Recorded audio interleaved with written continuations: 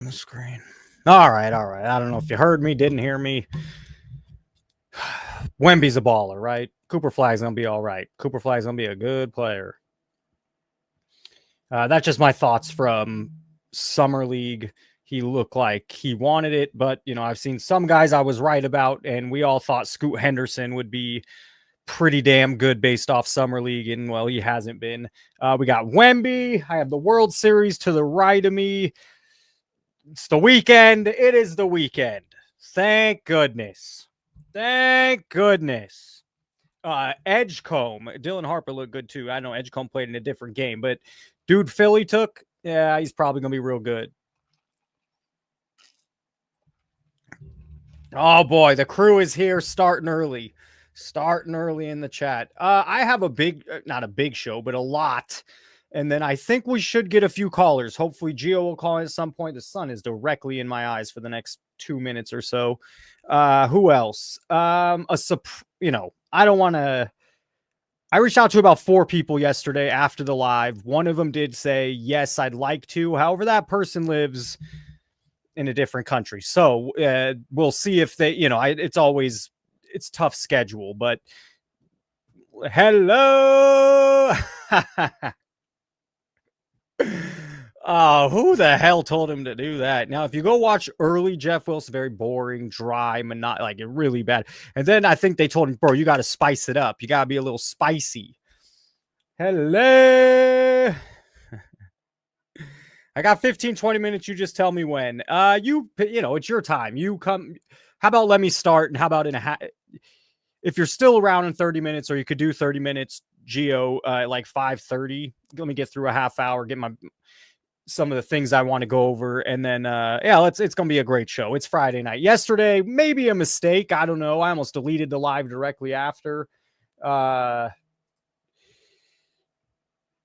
did not, but anyways, I wanted to start here because I saw this yesterday. Paradise card breaks in Las Vegas, and this pops up on my feed. And as we watch it, I'll pose a question.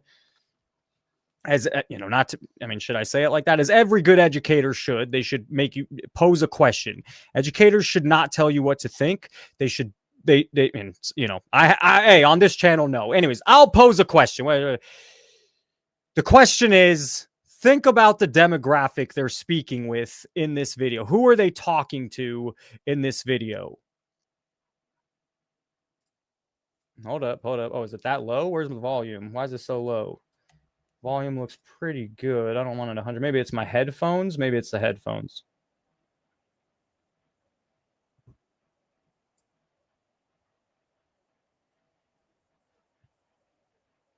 Again, first of all, another young man making a quick buck. And Dr. Beckett did a great job. And the feedback on that has been fun. Overall, pretty positive. To the right of me, the World Series is about to start. We got Blake Snell warming up, 7 innings, 2 earned runs in the championship game 1. And then I didn't see the other. I wasn't quick enough to. This should be a great World Series. I don't know who you got, Blue Jays or Dodgers. Blue Jays or Dodgers. I mean, the easy. Even when the Dodgers struggled in the middle of the season, no chance. I still had them winning the World Series. And so would I change now? No. But the Blue Jays that's a good team on the other side. The Yankees were a good team on the other side last year, and that didn't seem to matter. So anyways.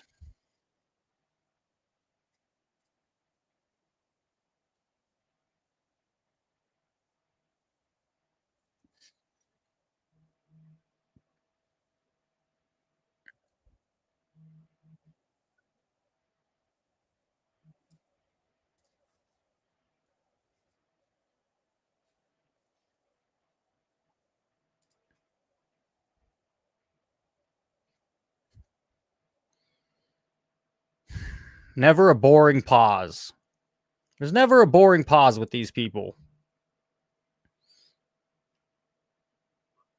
I don't think what's the demographic? Because I feel like I know this little message and ad and everything. I feel like what you tell me, what's the demographic?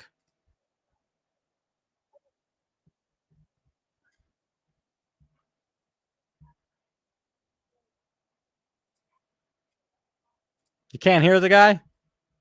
Are you serious? We can hear you, not the video. What a...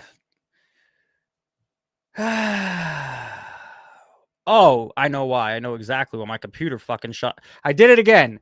I wanted to plug in the World Series, so I went to go plug it in, and the computer went dead 5 minutes early. I'll make an excuse. You know, it's poor. It's piss poor. Piss poor. Kids demographic. Absolutely. Orlando didn't even have to hear them. Mainly teenager young men. I don't even know kids. The guy that wants the quick buck. What am I doing? I'm doing this. Share screen. Like an idiot. Entire screen. Press that button, and you'll be able to hear the guy.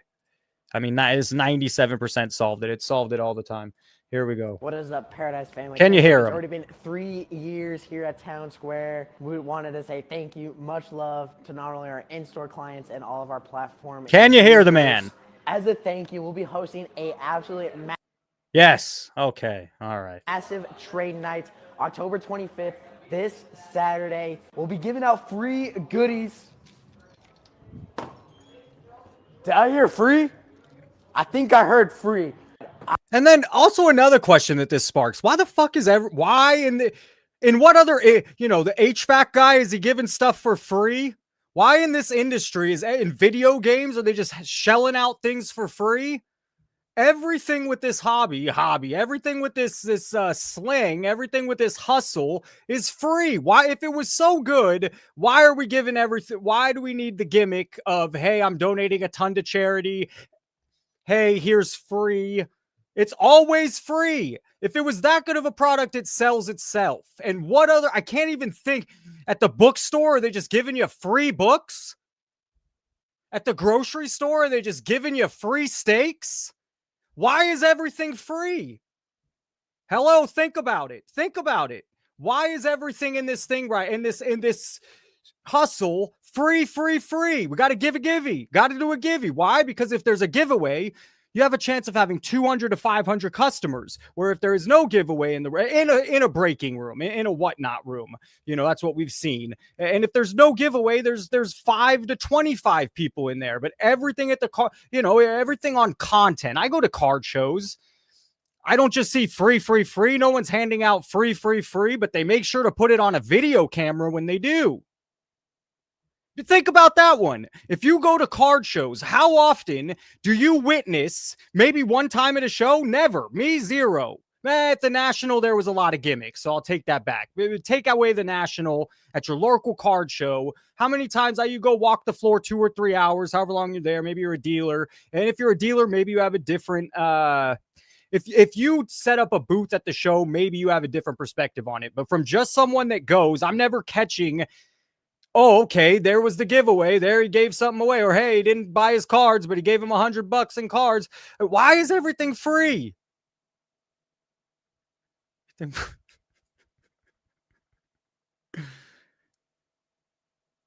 Yeah, that's a good one, Steve. I'm not going to put it on the thing, but you're absolutely right. Illegal medication, maybe they're going to try to give you a little in the beginning. Or how about...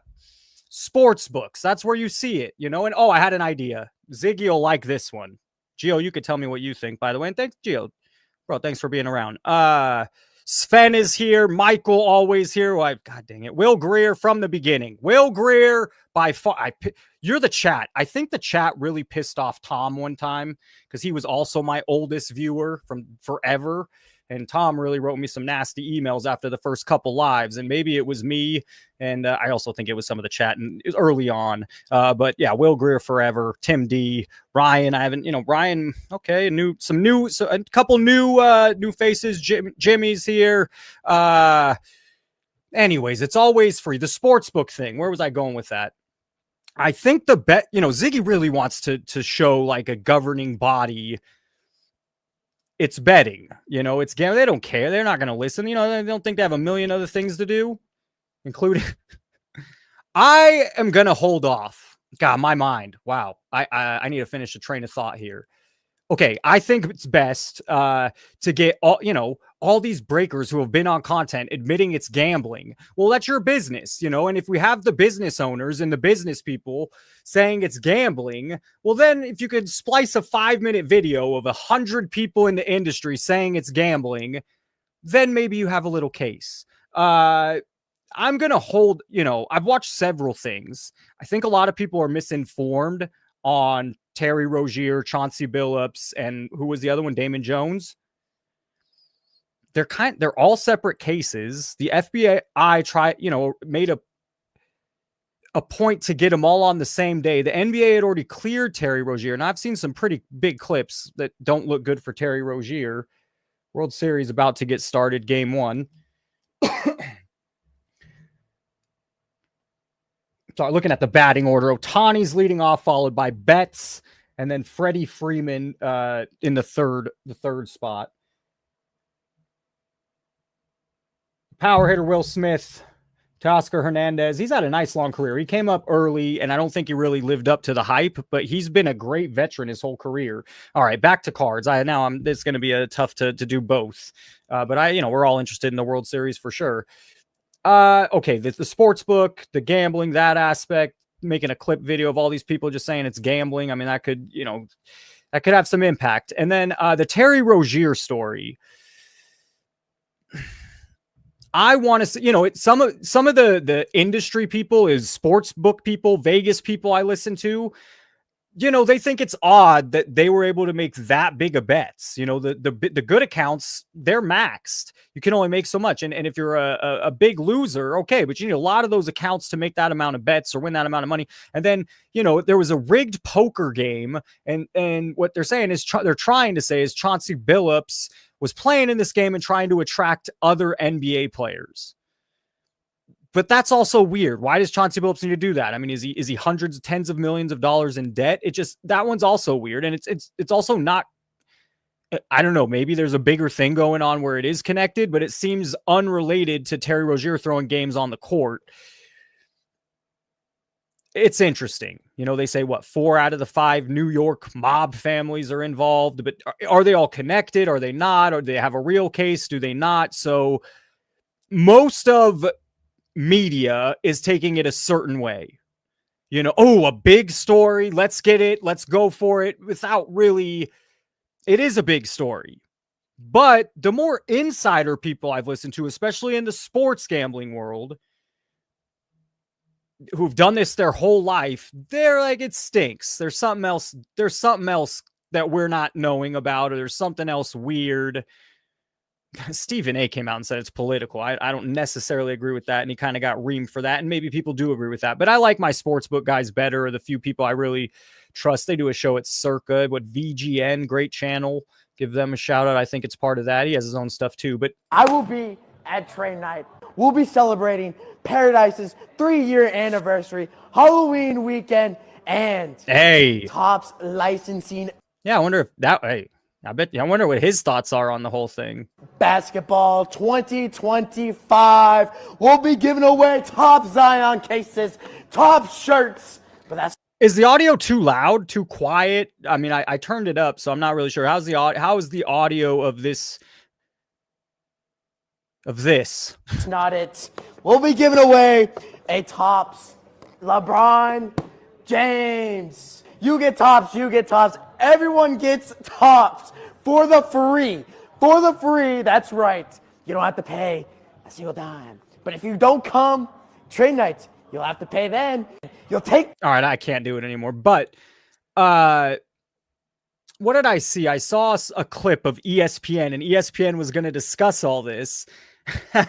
And at the bottom, I didn't put this up. I wish I did. At the bottom, they have the ESPN, DraftKings or FanDuel. I don't bet. It's not. It's Bet ESPN logo. A little ad for their Bet ESPN. And as they were talking about the whole drama, they quickly took it away. So this could have big impacts on sports betting legally. I was hearing other people in the past 7 or 8 years, has it been an overall net on society, like a positive, or overall negative on society? And overall, I mean, it's ads everywhere. Can you say it's been there's just people that can't control themselves. And there's also people that's brains haven't fully developed. And I mean, there's people that can't control themselves at McDonald's, and McDonald's is still open. So it is a tough,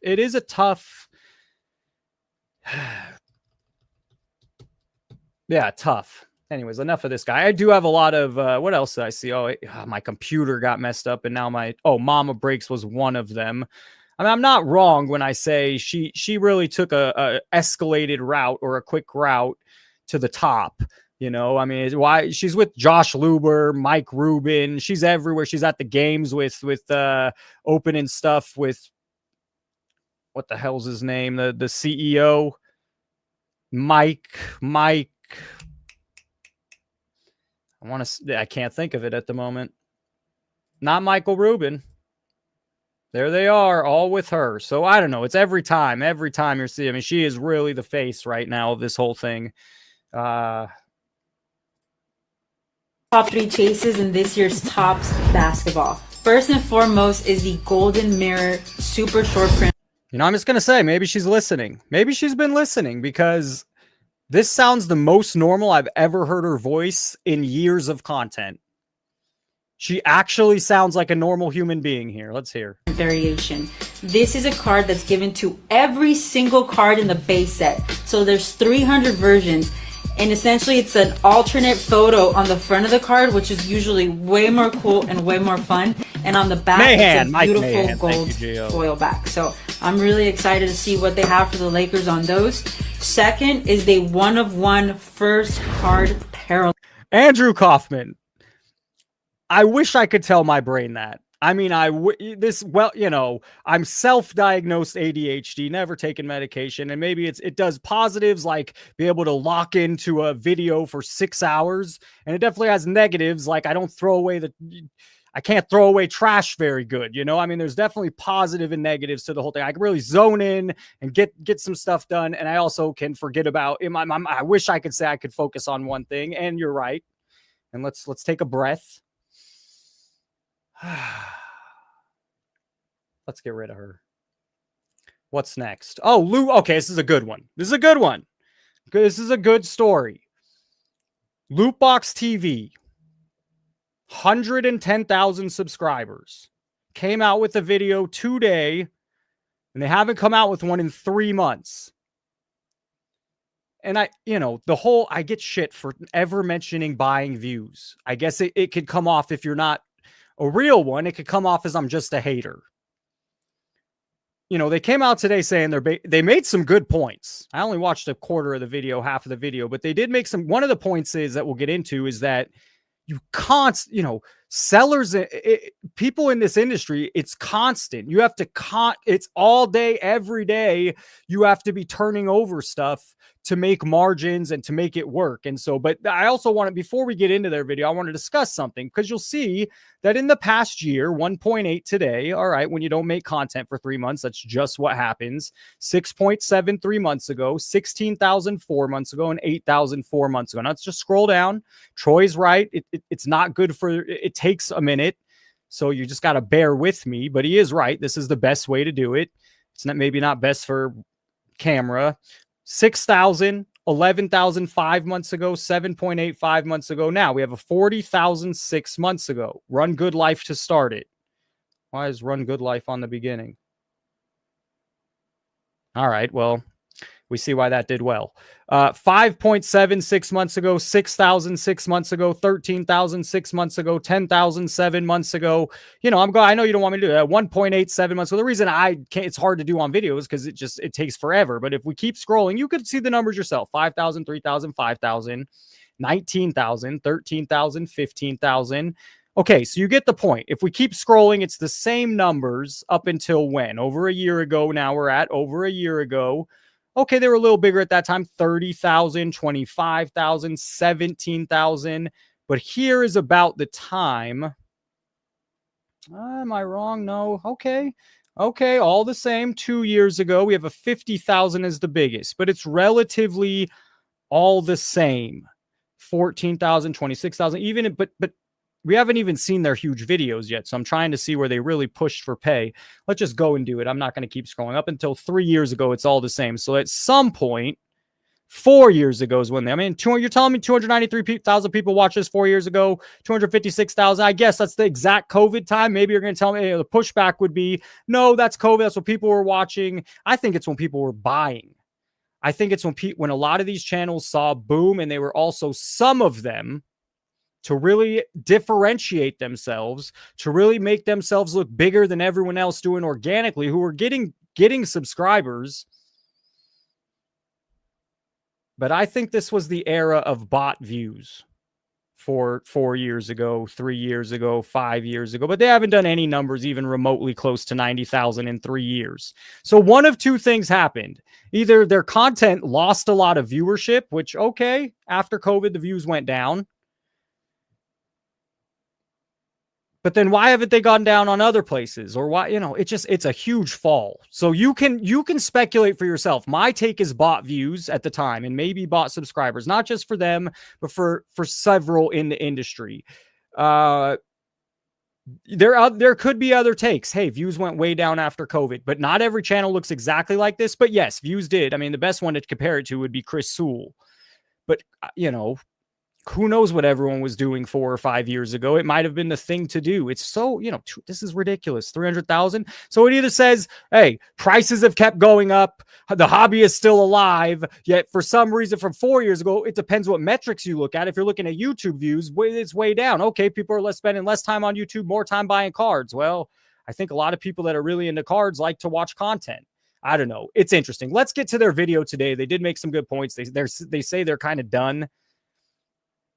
And this won't be the first channel we'll see that. But why? And another question I'd pose: why stop? Why after 3 months? Why if with 110,000 and a good channel and getting views? Why? Well, we'll find out. Literally traveling. What is up, everybody? It's your boys Gin and Juice back at it again. And today we're finally bringing a video and talking about what's going on. It's been a hot minute since really we produced any content. And there's just been so much going on, especially on my end, that we could talk about. And I know that you got some things going on your end, but I guess I'll just get right into it and address the elephant in the room. Hell no, Tim. Of course not. I don't know his gambling stuff, but anything he did on cards. Why did all of us, no, anyone that blew, I could use me. I could also use sports card nonsense. It's not easy to grow a fucking card channel. Oh, they make this kind of content. Oh, they make that kind of content. I don't think that really matters. So all of a sudden, this guy is showing up everywhere on everybody's screen. I get, you can make the case for a lot of people. I don't find that Justin gambles views. No, I don't. I need to see him, but no, I don't. I would not put this guy's the king of manipulating on YouTube. He just watches content. Some find it entertaining. I mean, okay, I don't. But no, anyways, back to the video. So, I think the overall passion of buying, selling, and trading sports cards for me, it is, I wouldn't say it's gone, but I'm sorry to pause. I'll let it run for a couple minutes. I don't want to always pause, but this is something I've asked several content creators that came on, because it is a question that pops in my head: is the burnout. This is what you do all the time. This is what you do every day. I had a friend named Greg, and he a few friends that were writing for a newspaper, sports newspaper. They went to college to do it, and that's what they ended up doing. But you normally, to start, you get the high school gigs. You're writing the high school section and running the high school section and covering. And sometimes you get some college games, and rarely you'll get a pro event. And for him, he made a great point: was that I love sports for fun. I love sports as a hobby. And when it became my job, the love went away. And he pivoted, going back to law school, and, is now doing that in LA, is graduating, working in LA. But so at what point making it a profession, this is what you do. Everything gets, you burn out eventually. And so interesting that he leads with that. Because it's, I'm not just content can be that way, just cards in general can be that way. When does burnout affect you? If you're always, when you're making a lot of money, or if you're profiting right now as a dealer or seller, it's easier not to get burnt out. Burnout still comes, but it's a lot easier not to get burnt out if you're you're having some good money right now. If you're not, I don't know, maybe Lootbox wasn't, I have no idea, but this was a leader in the space, 200,000 views, 110,000 subscribers.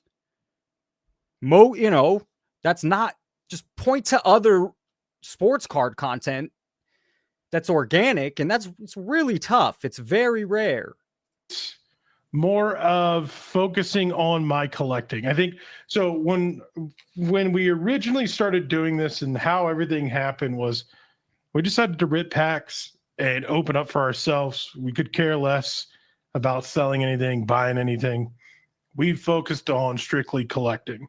Mm-hmm. It started with TCGs. It transferred over to sports. We saw growth with sports, decided to stick to mostly with sports. We still did TCGs and other stuff in the background. It's just at the time that it just made sense. So we continued to grow, and it was great. Then everything, obviously things got expensive. There's no hiding. Some people say, well, you guys were opening up and promoting opening. Thank you. Part of the problem. And I think a lot of people also miscalculated us or misclassified us. They always thought we were like breakers. I wonder fucking why. Because look at your content. Sorry, I mean, come on. Look at your thumbnails. We got men on the corners for the Dodgers. No, for the Blue Jays. Hello.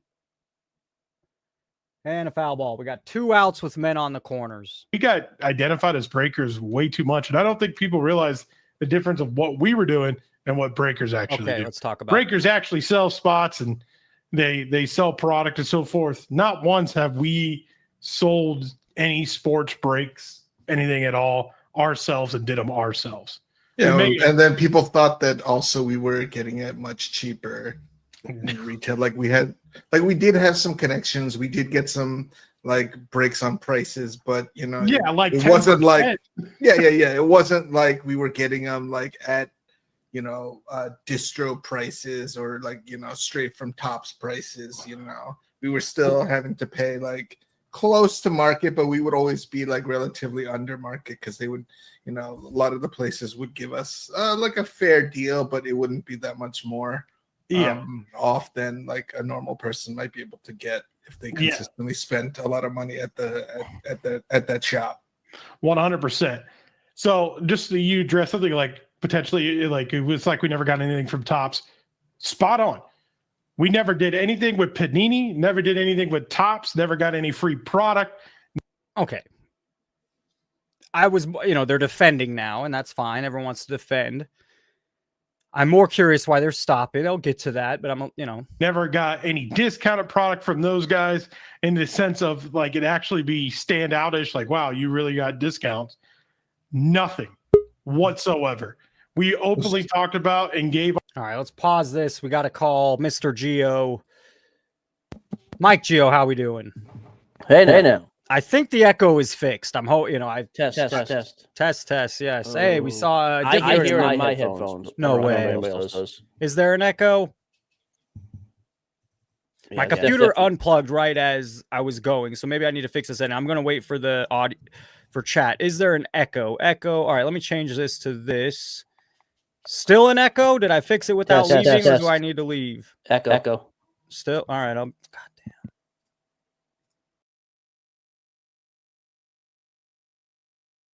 I would love to figure out a way to not let him back in.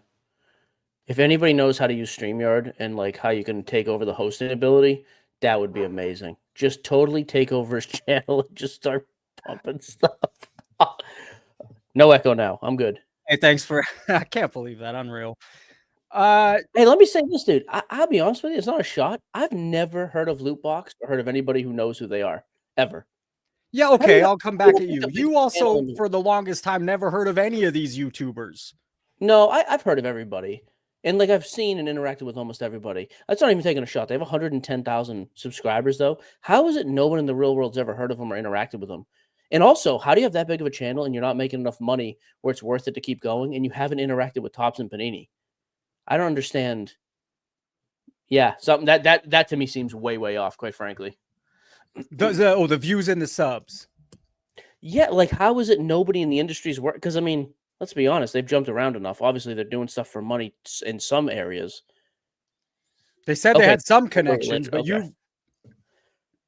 Is chat arguing back or no? No. Someone just said they started as a toy. Yeah, doing toy stuff. They were doing Pokemon stuff. Maybe they've just jumped around a whole bunch, and that's why. I mean, I have no clue. I just don't think it's easy to get views open and stuff.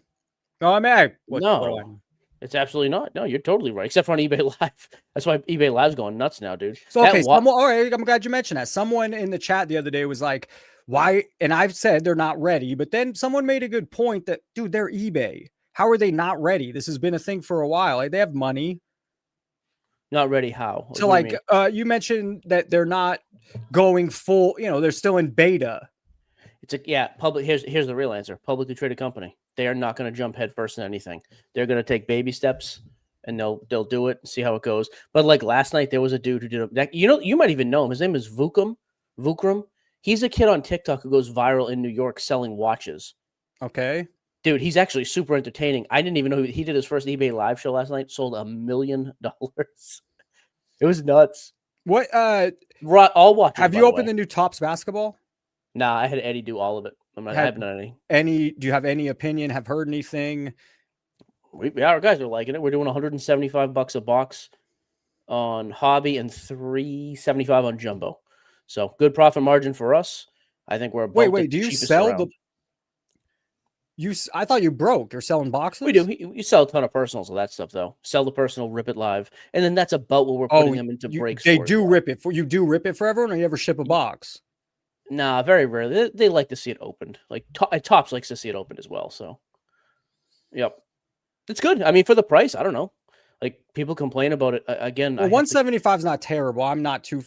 Yeah, I'm not flying. I'm not in love with it, but sure. But I mean, like I guess my comparison has been this though. Like, what have you been able to get from Panini the last 10 years? It's 175 a box. No, 100. Yes, that's so right. I mean, I think it's a 100%. Good thing. But what's Finest going to be? Because Finest is my favorite. I don't know if Finest is even on their playbook. It'll be double that. It'll be 300 to 350, I bet. And a lot of it's rookie class dependent. Like, dude, this class is like Mommy, though. I've never heard her say a good thing about me. I'm going to guess Wax. It's closer to 750. Oh, I hope not, man. I really hope we're going to imitate baseball pricing. At 350, it becomes okay. I'm not getting. It's still not something to go run out and buy, but I'm not getting as gouged if it's $700 or $800. Correct. Hey, we just opened. Oh, funny. Here you go. Hey, we just opened a hobby case on camera. Only had 11 boxes. Ooh, no good. That's what you just got a message about? Yeah, Eddie's live ripping. Oh, yeah. Hey now, live news. They opened a case. It only had 11 boxes, not 12. By the way, bases loaded for the Blue Jays. I think the Dodgers got out of it. Who's pitching tonight? It's Blake Snell, and I'm not sure if I should know. Is Yasovich? Is it Trey? Yeah, Prism might still come out unlicensed, but the few people I've talked to don't seem to think so. You got a take on that? If it is, it's unlicensed, and it's not going to be active players in the PA. That's brutal. It is Trey Yasovich. He's a stud. Yeah, Mommy, I don't mind you don't keep it real, but I mean, you have a crazy biased opinion. No matter what came up. I don't care that you don't like me. Your name is Mommy on YouTube. But the point is, you don't like me, you don't like Breakers, you don't like Wax. Of course you're going to dislike it. I'll tell you this, though, Jason. Like, I wanted this to be super overprinted. It's Topps. I want everybody in the world to have a chance to get this stuff and keep the price down. It's Topps. If the price is 175 is not $400 or $500.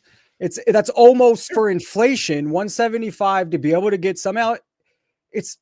You're right. It's going to be over. You're not, maybe if you sell the stuff quickly, but it's just all going to be really cheap when it's going to be the low end stuff, correct? The low end stuff is going to be low. The difference is you get big hit potential, like hit a big Cooper Flag. You're going to do well. Hit a big Dylan Harper, hit a big Ace Bailey. This class is ridiculously loaded. Whether you like the hobby or not, the anticipation is crazy. If I say the name Patrick Ryan, does that do anything? Do you know that name? Is that P. Ryan? P. Ryan.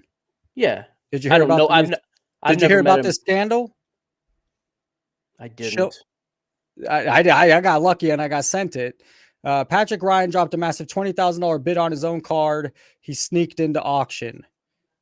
What's the card? What's the card? That is a good question. He That I bid don't have in 20 front of me. grand. Is it like a $10,000 card? He jacked it up? Or It is it says Fanatics $100,000? found out what happened and yanked the card from its monthly auction. Acquirer is no stranger to controversy. Owner Jesse Craig came straight from PWCC. Yeah, I know eBay's Jesse. Oh, you know both of them. Jesse Craig as well. So Jesse, I've interacted with a lot. Jesse used to run PWCC. Jesse was very active in the hobby. Yeah. Interesting. I mean, yeah, okay. Any relation to some nefarious things with Jesse, or you don't want to, or I've never. nothing? I mean, no, I don't know anything that. If I did, I'd tell you. I don't know anything nefarious. I mean, PWCC got thrown off of eBay for shill bidding, so and they never really disputed it, and eBay never talked about it. So I'd rather do a video on this, so I'm not gonna message it. It's on Ryan's Twitter, and he sent it to me, Sports Card Radio, and it is an interesting story. So take it for what it is. But I want to make a video on it instead of Beckett. Someone just mentioned he schooled me. I mean, the guy's got wisdom, and I'm glad I asked the question. I was a little starstruck, but he's also loaded. It is weird to me. By the way, Mom, you got it wrong. I made all my money in cards, then real estate. So don't be a dummy. I'll be honest too, though. If the card is worth 100 grand or a $50,000 card, he bid 20. I guess I don't really care. Is he inflating the value though, or is he just saying, "Hey, if it goes," someone was coming on like at any point I heard someone's take on something like anytime you're bidding on your own thing, even if it's in the beginning, it still kind of taints the whole thing. Interest. I haven't thought about. I guess here's my point. Again, if I thought about more, I might change my mind. But like, say I can sign a $50,000 card on eBay, and I bid 20 grand because just in case it gets massacred, I'm going to pay the 20,000. I don't want to let it go. I don't know that I'd have a problem with that because it's not doing anything to the card value, right? I don't know. I'd have to think about that. But I guess there's instances I wouldn't care. But at an auction house too, I would think is a little different. You probably have to sign a contract saying you can't do that. So what is acquire something, like, is that a bigger business in the hobby? I know I've heard it, but I'm not, don't have that Jesse's kind of business? reference. I don't know. Oh, is that Jesse's business? Jesse moved when he left PWCC, he started something. I think it is his. We've built our business on trust that includes upholding the highest standards. Oh, they even wrote a fucking message about it. I mean, that's a good move, right? You see somebody who is as high profile as P. Ryan doing it, and you throw him off. I'll tell you right now, there's a lot of auction houses that wouldn't do a thing. Dude, why? You know how many auction houses would sweep that under the rug? He's a massive customer. You know how much money that guy I think spends? Fanatics is the one that took it down. Oh, okay. Even still, good on him then. Whoever took it down, but not Acquire, Fanatics. Okay. I'm going to do more research. I just jumped into this today. It's Friday. I'm working all day. So I just found this. Apparently it just happened yesterday. I mean, it's pretty new news. Okay. Yeah. I mean, I will say that's a good thing. Cause I'll tell you that guy spends on singles. He's in the top 0.001% of buyers in the world. You want to talk to, you had some beef with Dan. Dan, call in. I had beef with Dan. I just think Dan's boring.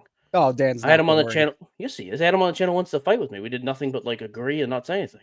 Dan, come defend yourself. Give Gio shit. By the way, I'll give him his flowers. He's much better at YouTube than we are.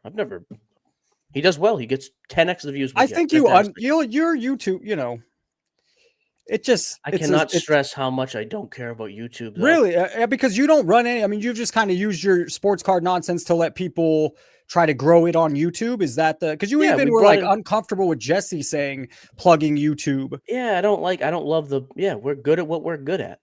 Like, I don't need to, I don't know. That's why I've never got competitive and really tried to do it. We're trying a little bit now. We're going to make a little effort, but meh.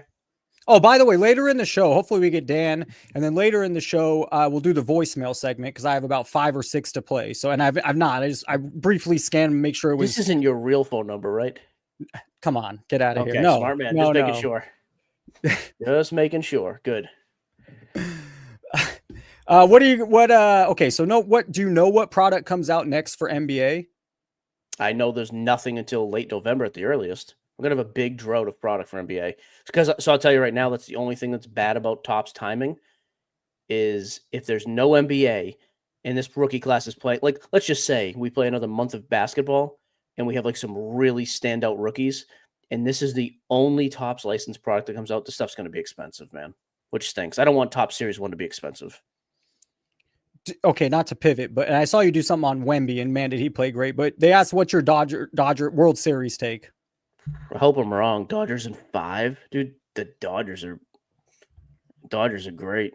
Yeah, see, Oh, that's the stuff I mean with Dan. Stupid comments like that. Dan, I don't want clicks. You were running your mouth and you came on the show and you didn't say anything. It's okay. Like, I don't even mind that you don't like me, but you can't be a coward when you get to come on. And then you make a stupid comment like, argue. Yeah, because that's what I want is made up controversy. That's what I mean. That's just dumb Aussie thinking. You Dan, call in. By the way, Dan's the man. I reached No, out I'm to a glad few you people like- a yesterday. lot Dan of was people kind do. enough to come, so I would love. Good. Dan, let's talk about cards. I don't think he's a bad person. There's stuff like that drives me nuts. Like, I don't know. Like, that's why I said I always thought that about Sports Card Radio. I think that about you. When you guys argue about people, you let them on the channel. Like the mommy idiot. And I think a lot of people in your chat agree with that dummy, that I'm just a shill. That's why I respect what you do. You're like, hey, you get to come on. Very simple, you know? Some people give me shit for having you on, but it's like, dude, who else am I going to bark at? Who's going to bark at? It's good. I want the different opinion, and I don't understand why. I told you offline, dude. You're the only person who says you want different opinions and to debate and actually wants it. Other people just want to listen to the views they like, because most people are stupid and they're easily entertained by dumb stuff. That's why I like your channel. I told you that up front. I don't benefit from coming on here. I like coming on here.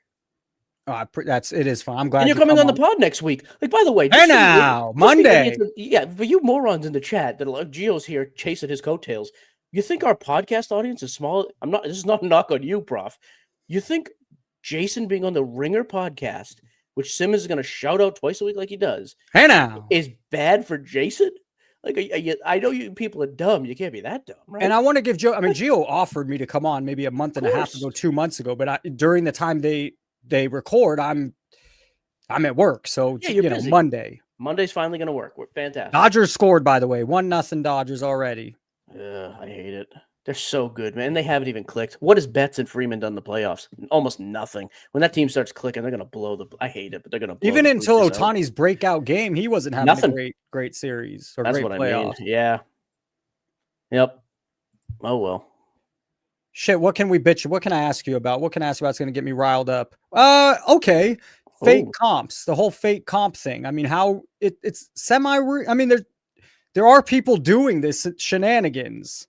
What do you mean? Give me the context. Fake comps. Oh, they have you've mentioned before, or maybe it was you, maybe it was someone else. I don't want to say that for sure. I think you, like in a whatnot room. And I know those aren't getting comped, but this is a good example. Someone's in there upping the price. And so I know that do the auction houses really have a team that's watching, or it's easy to do, or I don't know I don't know. I mean, auction houses, it's way more difficult because at least I've only ever bid at 2 auctions. I've bid on Heritage before and Golden, and you have to put in like your actual information. Like you can't just go on there and bid blindly. You know, like they know who you are. They have to verify your bank account. So there's no way to actually like shill that. Like they know who you are. They see me bidding on an item that's mine. That would be no, but I'm talking about you have 2 or 3 different people involved. You have a buddy involved. Yeah, how do you stop that? I don't know. But my question is, so what happens? It happens, right? I mean, it definitely happens. It does. I guess my question is, so let's say you have a $5,000 card. You call me, hey Gio, I want you to bid this thing up, so I can, so it sells for more money, and you can build a new comp. Somebody's got to pay for that comp, though.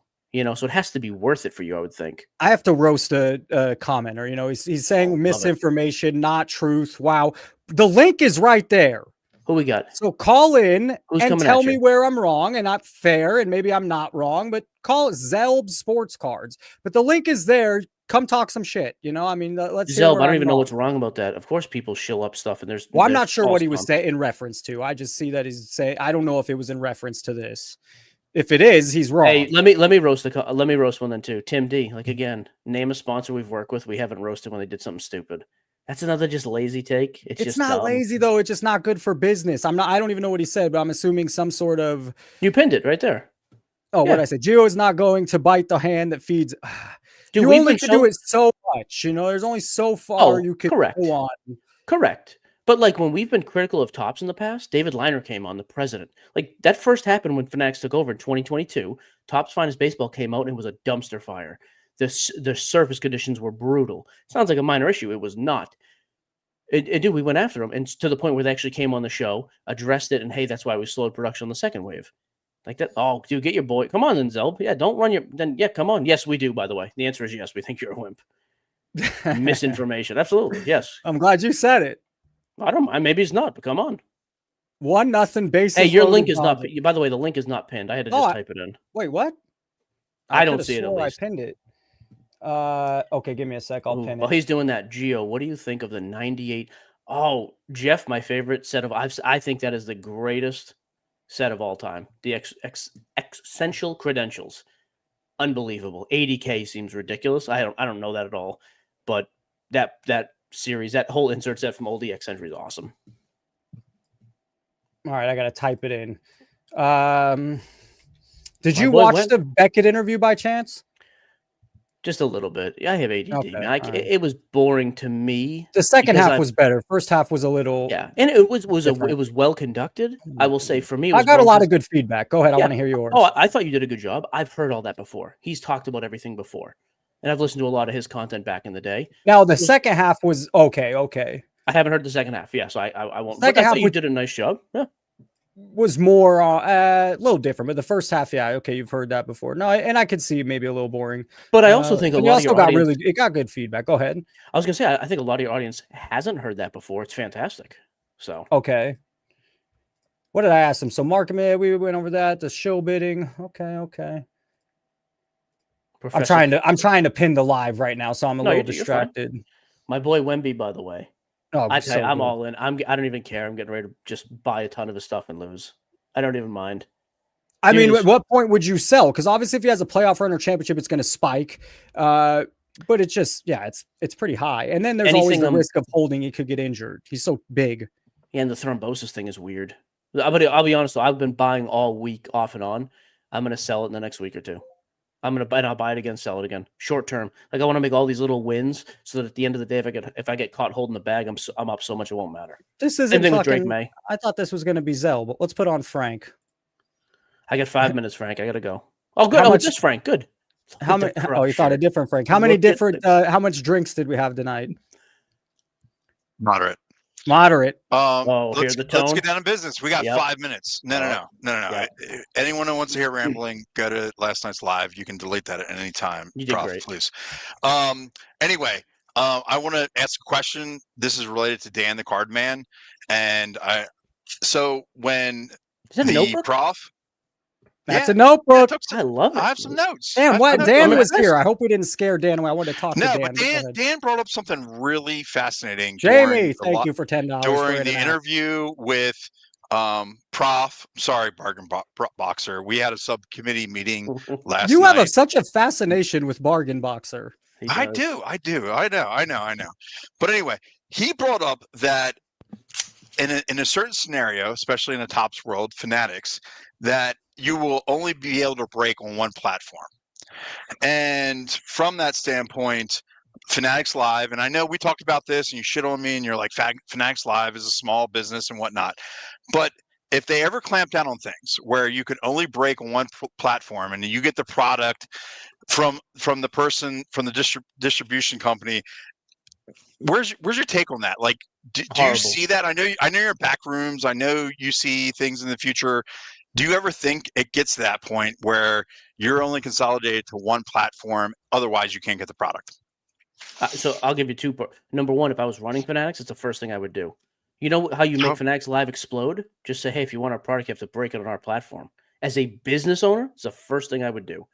Every time I have brought that up with every executive I've talked to at Fanatics, they say the same thing. And they kind of even address it as, hey, we're always accused of being a monopoly. We try to not do that. We're trying to let others thrive on other platforms. That's the only answer I've ever gotten. And quite frankly, I break on eBay. I still break on That's Facebook now and concise. again. So A $43.2 billion company that you'll never say anything bad about because they're the whale. Anyway, Oh Hey, no! now, Here's what I'll say. $5 for the Here's what I'll say. market. Bad then. Yeah, I think it's a stupid move to let people break anywhere else. If I was running Fanatics, I'd say you have to break on my platform. I'm making the I product. didn't think you were going to say that. It's cool. I have a Do you second disagree though, question. Frank? If you're running that business, I don't know, man.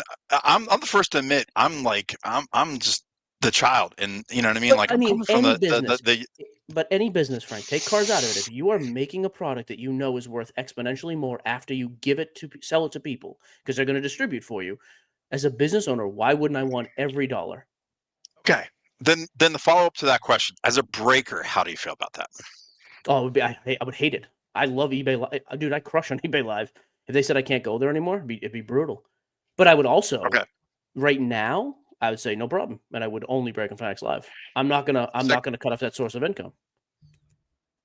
No chance. It's way too much money.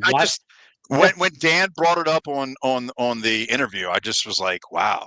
It's an interesting speculation point, sure. Do you think it happens? Oh, Geo's smooth, yeah, no doubt. Yeah, I don't think it will, because I've asked straight up. Like, I mean, dude, I'll tell you guys, we have a massive deal with eBay and eBay Live. I'll tell you right now, we went to Fanatics before I signed that deal. Hey, will this impact distribution? Are you guys cool with this? Had no issue. Hey, do you guys see in the next month or two, are you guys going to be cutting off? Can I not sell over there in a few months? Is that the plan? No.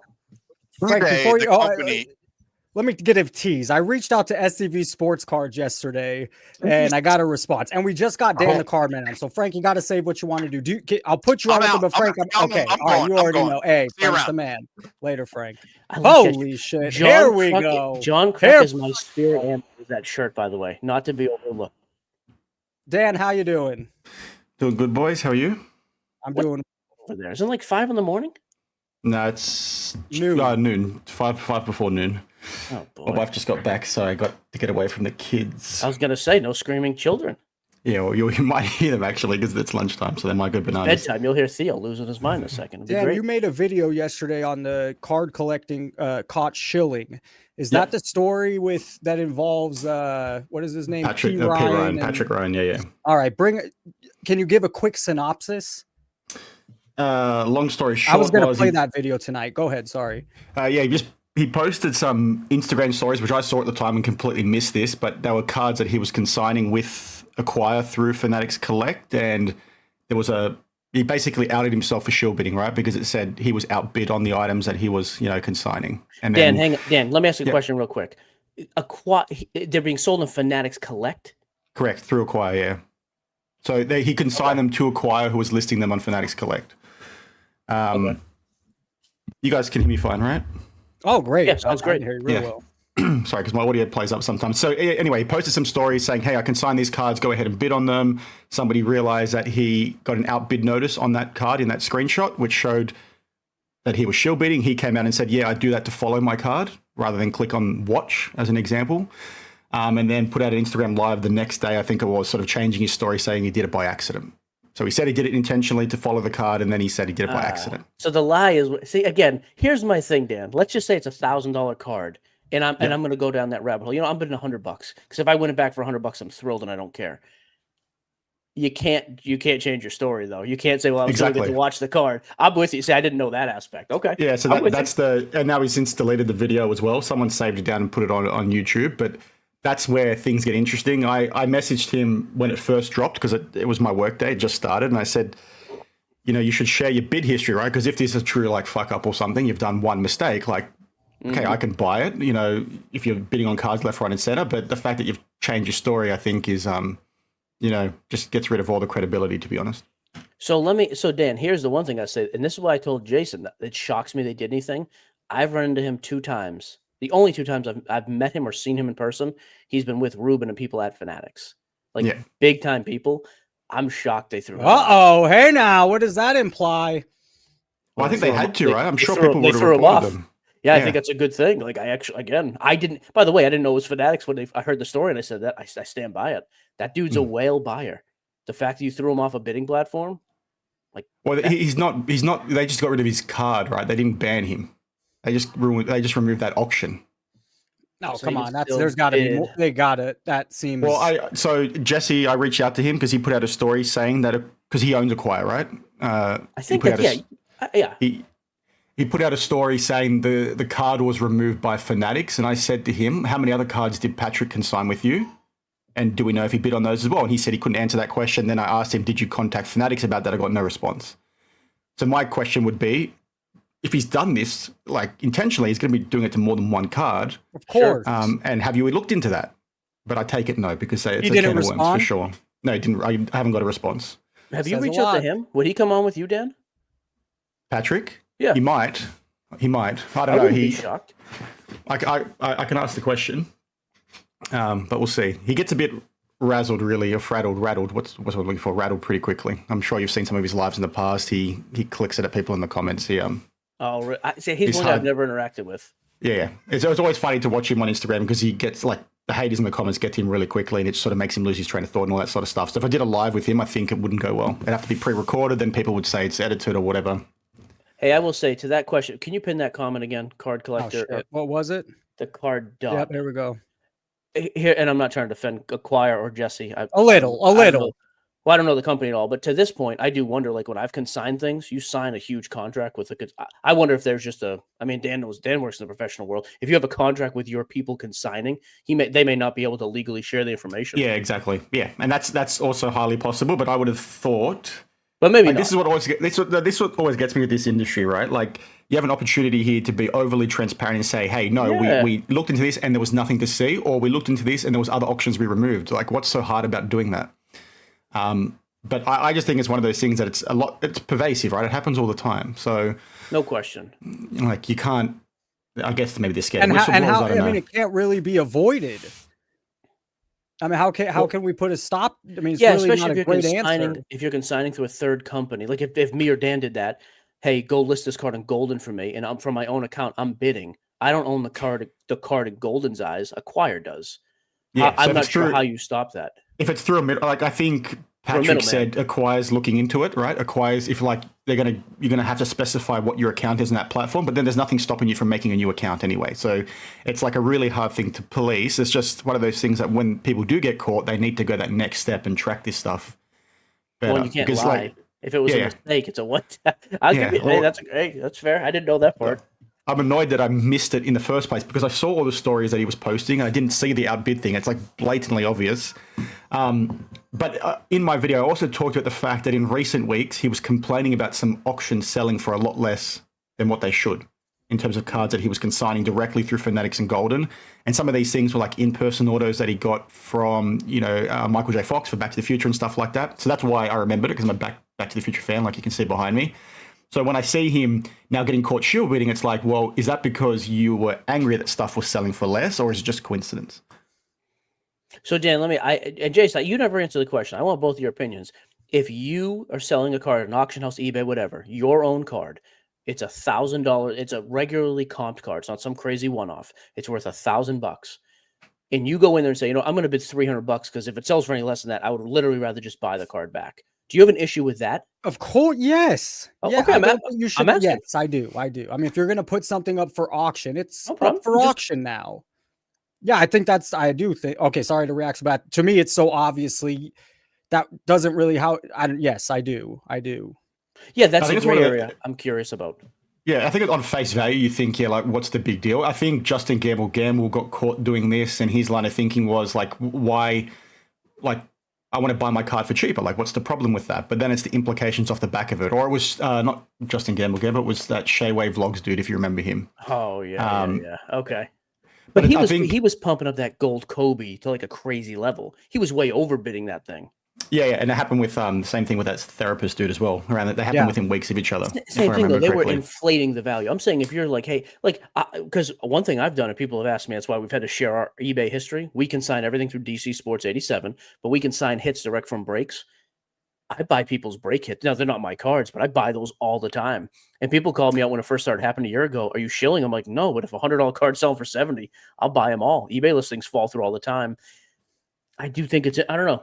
I hadn't thought about it. That's why I was saying, like when Jay brought it up, that was my first. I mean, because then if you want it if you want it like that, then you should have to set a low. I mean, there should be some way to just set the reserve. Yeah. That's fair. Okay.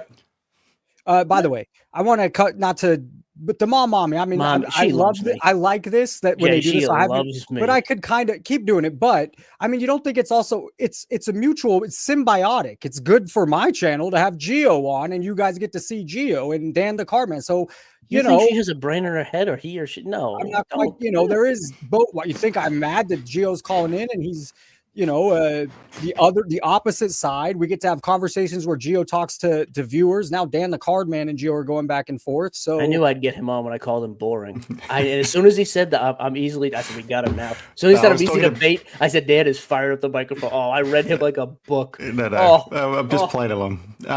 You were saying earlier before. Dan was the only one yesterday that said, hey, I could try to make it on today. So by the way, Dan knows this. The time Dan called into my show when I used to do the YouTube thing, it wasn't even his fault. It literally, I had 3 topics, and right before the show, he's like, by the way, here's my view on the 3. And I was like, this is gonna suck. We agree on all 3. It was as much me as him. It wasn't even it was just a terrible show. I know. It's just part of the fun.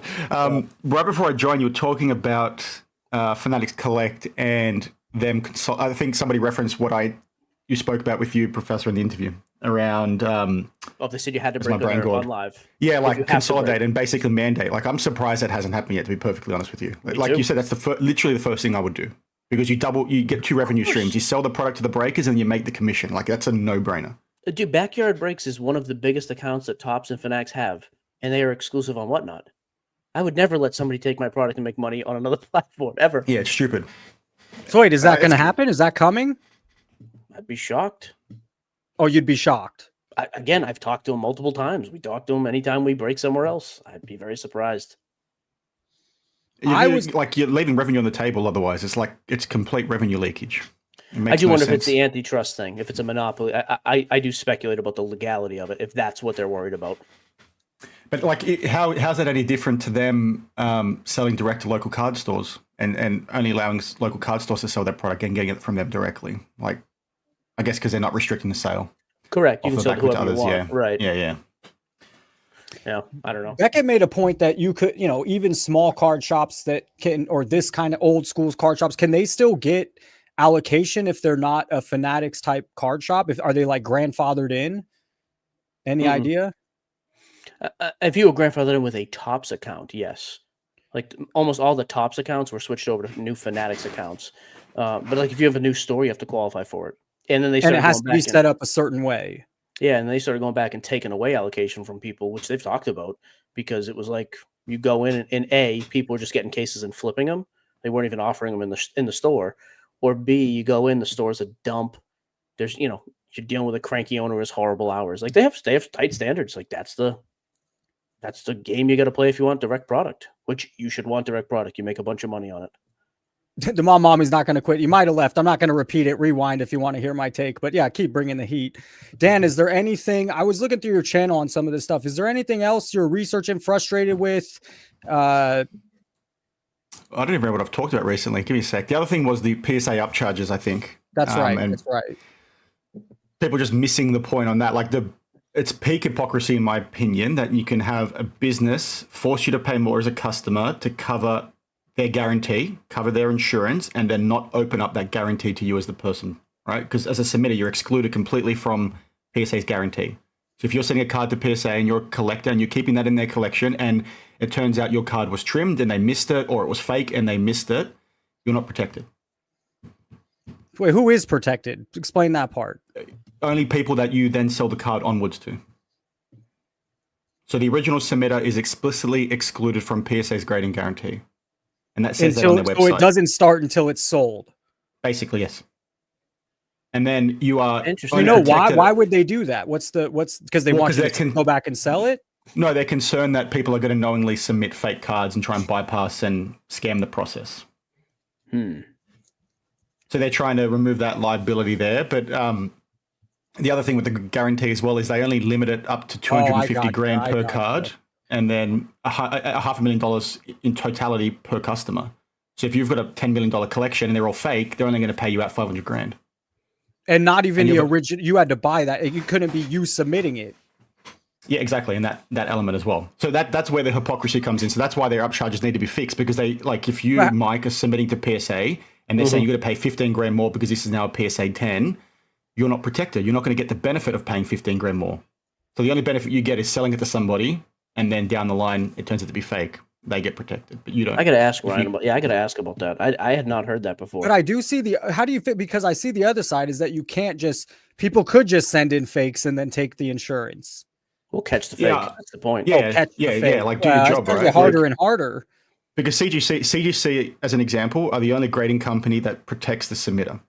So they do have exclusions in there that mean they have to do more investigation, but they don't come out and say you're not included. And you can find this pretty quickly. Just Google PSA grading guarantee, and it's in their T's and C's. It's like the first bullet point.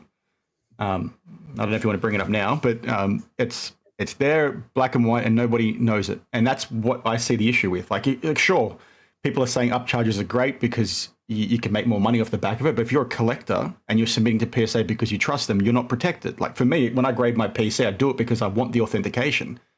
Like if their word doesn't apply to me, then why do I want it in the first place? And then why are you charging me for it? And by the way, Dan, I will do this again, which I don't want to. I'll agree with you.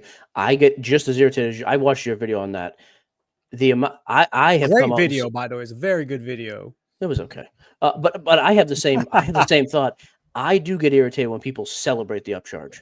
In my world, both things are so true. stupid. I so wish they dumb. would, Why even say anything? That's what you said. Why even say anything? Yeah, but my thing is 2 points. One, I wish there was no upcharges, period.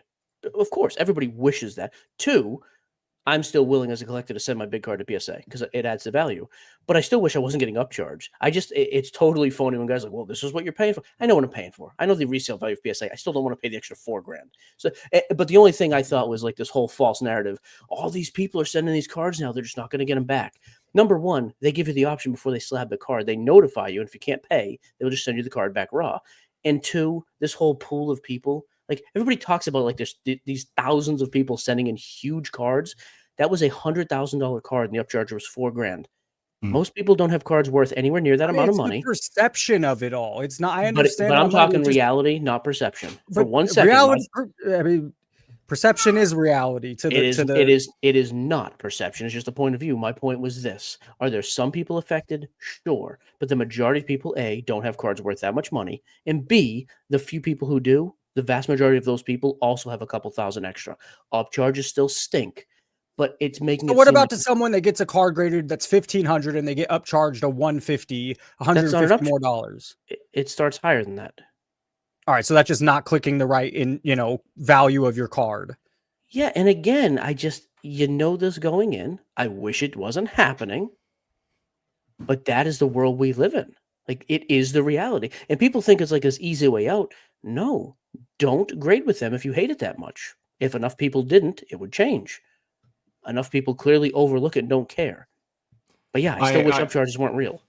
The other issue with them is often the comparative they use to determine the value for the upcharge. It sometimes can be really skewed and out of date. I had someone share with me some DMs and emails between them and PSA, and they were using a comp from 2 years earlier for a raw card in comparison to what their PSA 8 had got, if I remember correctly, and they were justifying that for the upcharge on the card. And the card was already slabbed, even though the customer hadn't paid. There's like little issues like that too. Like for sure. And this person, I got charged too much on my Wemby. By the way, I've had an upcharge one time. I paid $2,000 on a Wemby 101 from Sapphire 2 years ago, and we sold it. We submitted through Golden. It came back an 8, not a 10, which I was bummed about. We sold it right on Golden Auctions though. They said the value was like $40,000. It sold for 27, 29, something like that. Yeah. So I have an issue with the valuing. Yeah, that I don't like that they're also then allowed to determine value. I agree. But again, I think there's downside to it also. I'm certainly not celebrating an upcharge. It's just, not perfect. I think they should get away with it, to be honest. I think they should just charge every customer an additional fee, like $1 or $2 for every I loved the idea. I thought that was a good idea, by the way. Why don't we just do this up front? Let me tell you why. What happened 2 weeks ago when they raised their prices? 2 months ago when they raised their prices $2. Everybody made a video complaining. And they're gonna keep raising them anyways. Hang on, you just said you have no problem if they do that and get rid of upcharges. That is bull crap. You know what would happen then? Everybody would realize, oh wait, I was never paying upcharges because I'm submitting smaller cards, and now I have to pay $2 more. That you guys would both lose your minds. Please. All right, so they're going to complain no matter what, right? But like, I would love to know how much revenue they're actually making off the back of these upcharges, because I think it'd be a lot more than what people think, just given from what I've heard. And the counterpoint to that is they're doing it because they want to build up that provision in case they have to pay out on these errors. Mm-hmm. But I think it's going to be too high. If they were ever to be publicly listed again, I think what you'd see there for their provision would shock people, because I think it'd have to be a lot higher than what we think it is. I don't disagree. By the way, Not Funny made a great comment in the chat. Can you pin that? I think that's This one? phenomenal. Yeah, that's phenomenal. Like me and Dan just both said we have issues if the values are off. They have a buyback service now too. That would be my question. Can I sell it to you for 90% of that, which is what they offer? If you're going to put your money where your mouth is, then I have no problem with it. How quickly would that change? Someone was. I'm gonna add this guy hardcore car. He had a scam happen to him or something bad after. I'm gonna get out of your way. I'm gonna jump. Okay, Joe. All right. Yeah, let's I've have gone too long. Dan Thanks right. for the time. Thanks, Joe, Mommy. for calling. Mommy. Oh, we'll talk. We talk every day, me and her, but we'll talk later. Later, Joe. See you, bud. All right. What a hardcore card collector, I believe. How you doing, man? I would love it for you to explain what happened to you. Me and Dan could kind of react. Yeah, how you guys doing? Doing well. Good. How are you? Pretty good. My mic is sounds okay. Yeah. By the way, this is a viewer. He hit me up yesterday or the day before, just kind of explaining what happened to him. And I've been so busy, so maybe just give us a real quick synopsis of what happened. Well, real quick, I can't resist. I know, Dan, you wear a Raiders hat. Are you a real Raiders fan, or you just wear? I'm not. This came up in I said it's a brand conversation. Australia. I've said it before on the videos. Like US sports over here, like I do follow teams. I'm a Celtics fan, but it's like pop culture kind of thing. So we just wear sports memorabilia as part of like fashion culture, US culture. Well, I'm a real Raiders fan. I found out my guy up there is a Raiders fan as well. But you're welcome to be on the dark side, brother. We suck right now, but one day it will change. Yeah, just keep repping the Raider hat. What my local teams suck too, don't worry. Jump into what happened. All right, so had a situation about a little over a month ago that happened on Whatnot, and a breaker, and I'd bought like a lot of money on Whatnot at this point. And, I watch both of you guys' videos, but I think both of you guys do a good job. So I appreciate all the content you guys provide everybody, but really got stuck in a situation like you hear about stuff that like happens, like I know, Dan, you're really good about trying to expose stuff where people get taken advantage of. And so like for me, at least, like you'll see stuff that happens to other people, but like you don't think like you're going to be at the tail end of a situation. At least that's how naive I was. Like I thought it's probably like 1 in 1,000 or 10,000. Like you just never think like buying into a break that you could have like a bad situation happen to you, right?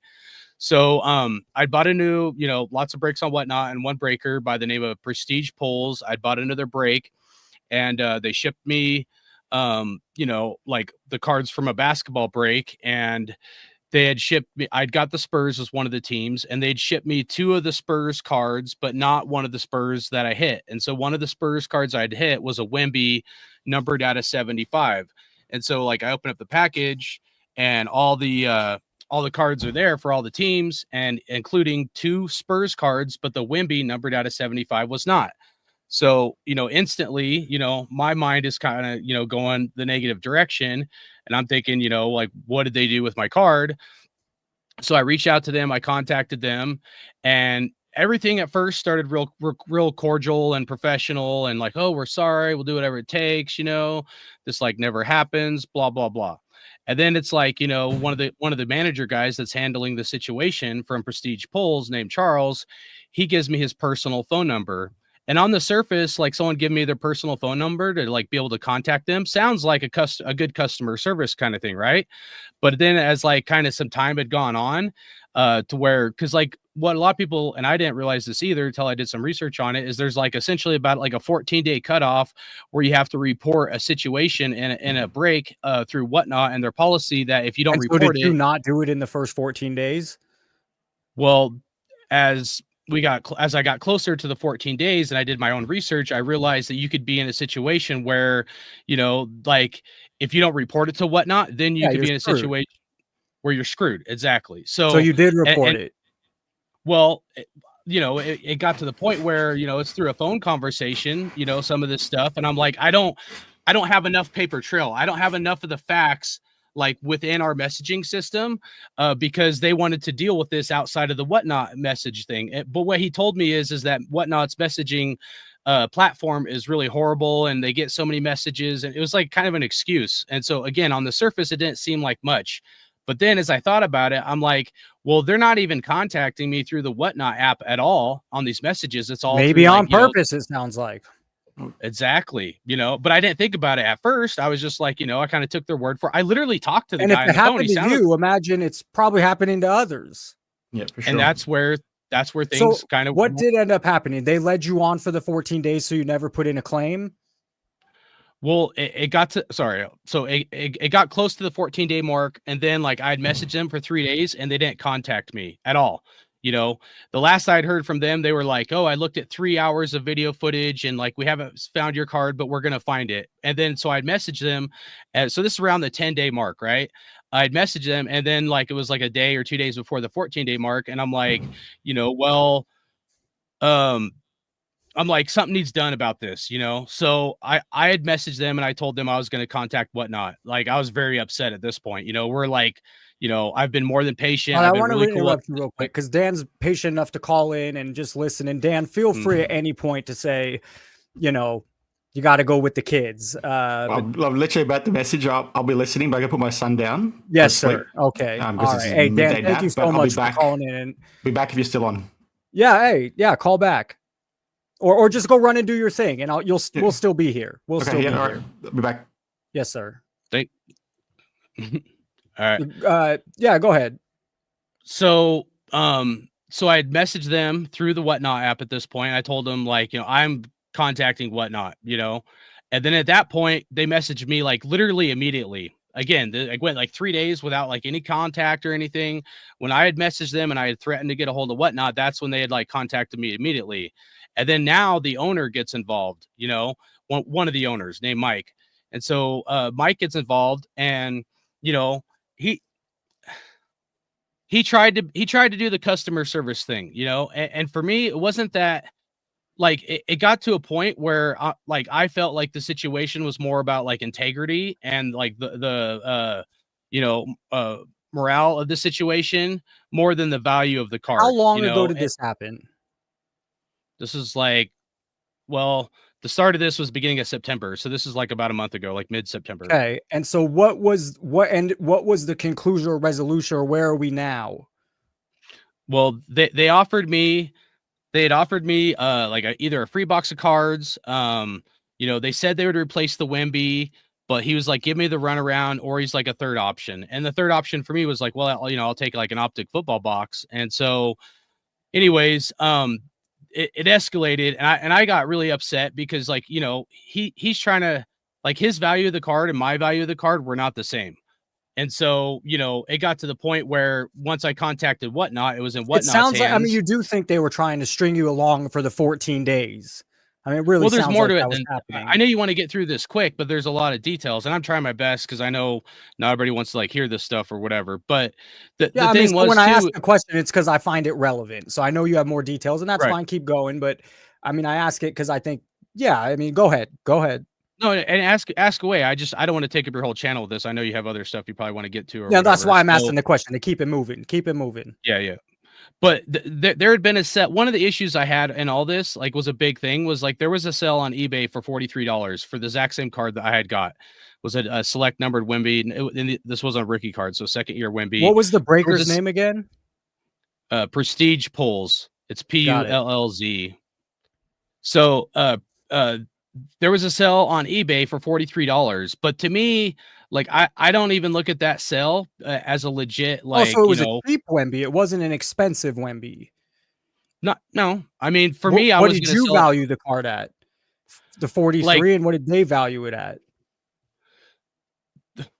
Like 75 to 100. And to me, it was like where the situation went south is like, he's like, I'll give you a free, box of cards. But like, for me, where I got upset is how they're trying to project, the value of the card versus like if I get the card graded and if I get a 10 and it's the last year of Panini, like for me, I was thinking like $300-400, I'd probably be happy with, kind of thing. So, and we had a much different opinion on what the card was worth. But here's the deal. A key important detail that I left out, because I'm trying to just get through this quick. But they did not tell me that they had shipped the card to the wrong person until I had told them I was contacting Whatnot. So I didn't even know that what was up with my card until I said I'm contacting Whatnot. And then at that point, that's when they told me that they had shipped my card to the wrong customer, supposedly. keep in mind at this point, the breaker, I recorded the live stream and all that stuff. The breaker never flipped over the card, nor did he say what the card was numbered out on the back. But then a few days later, there was a sell for that $43 on eBay, and that sell, I believe, was my card.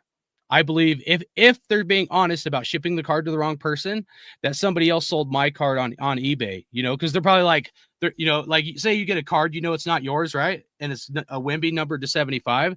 Well, then you could go on eBay and sell that card, and you probably would, because you'd be like, you know what? If I don't have the card, then the breaker can't come after me for this card. And there's more to it than just that, because as this situation like carried on, and I thought about this, like, you're right. It's a low like value card, and it got to the point where for me, where what if someone has $1,000, a $5,000, or a $10,000 card?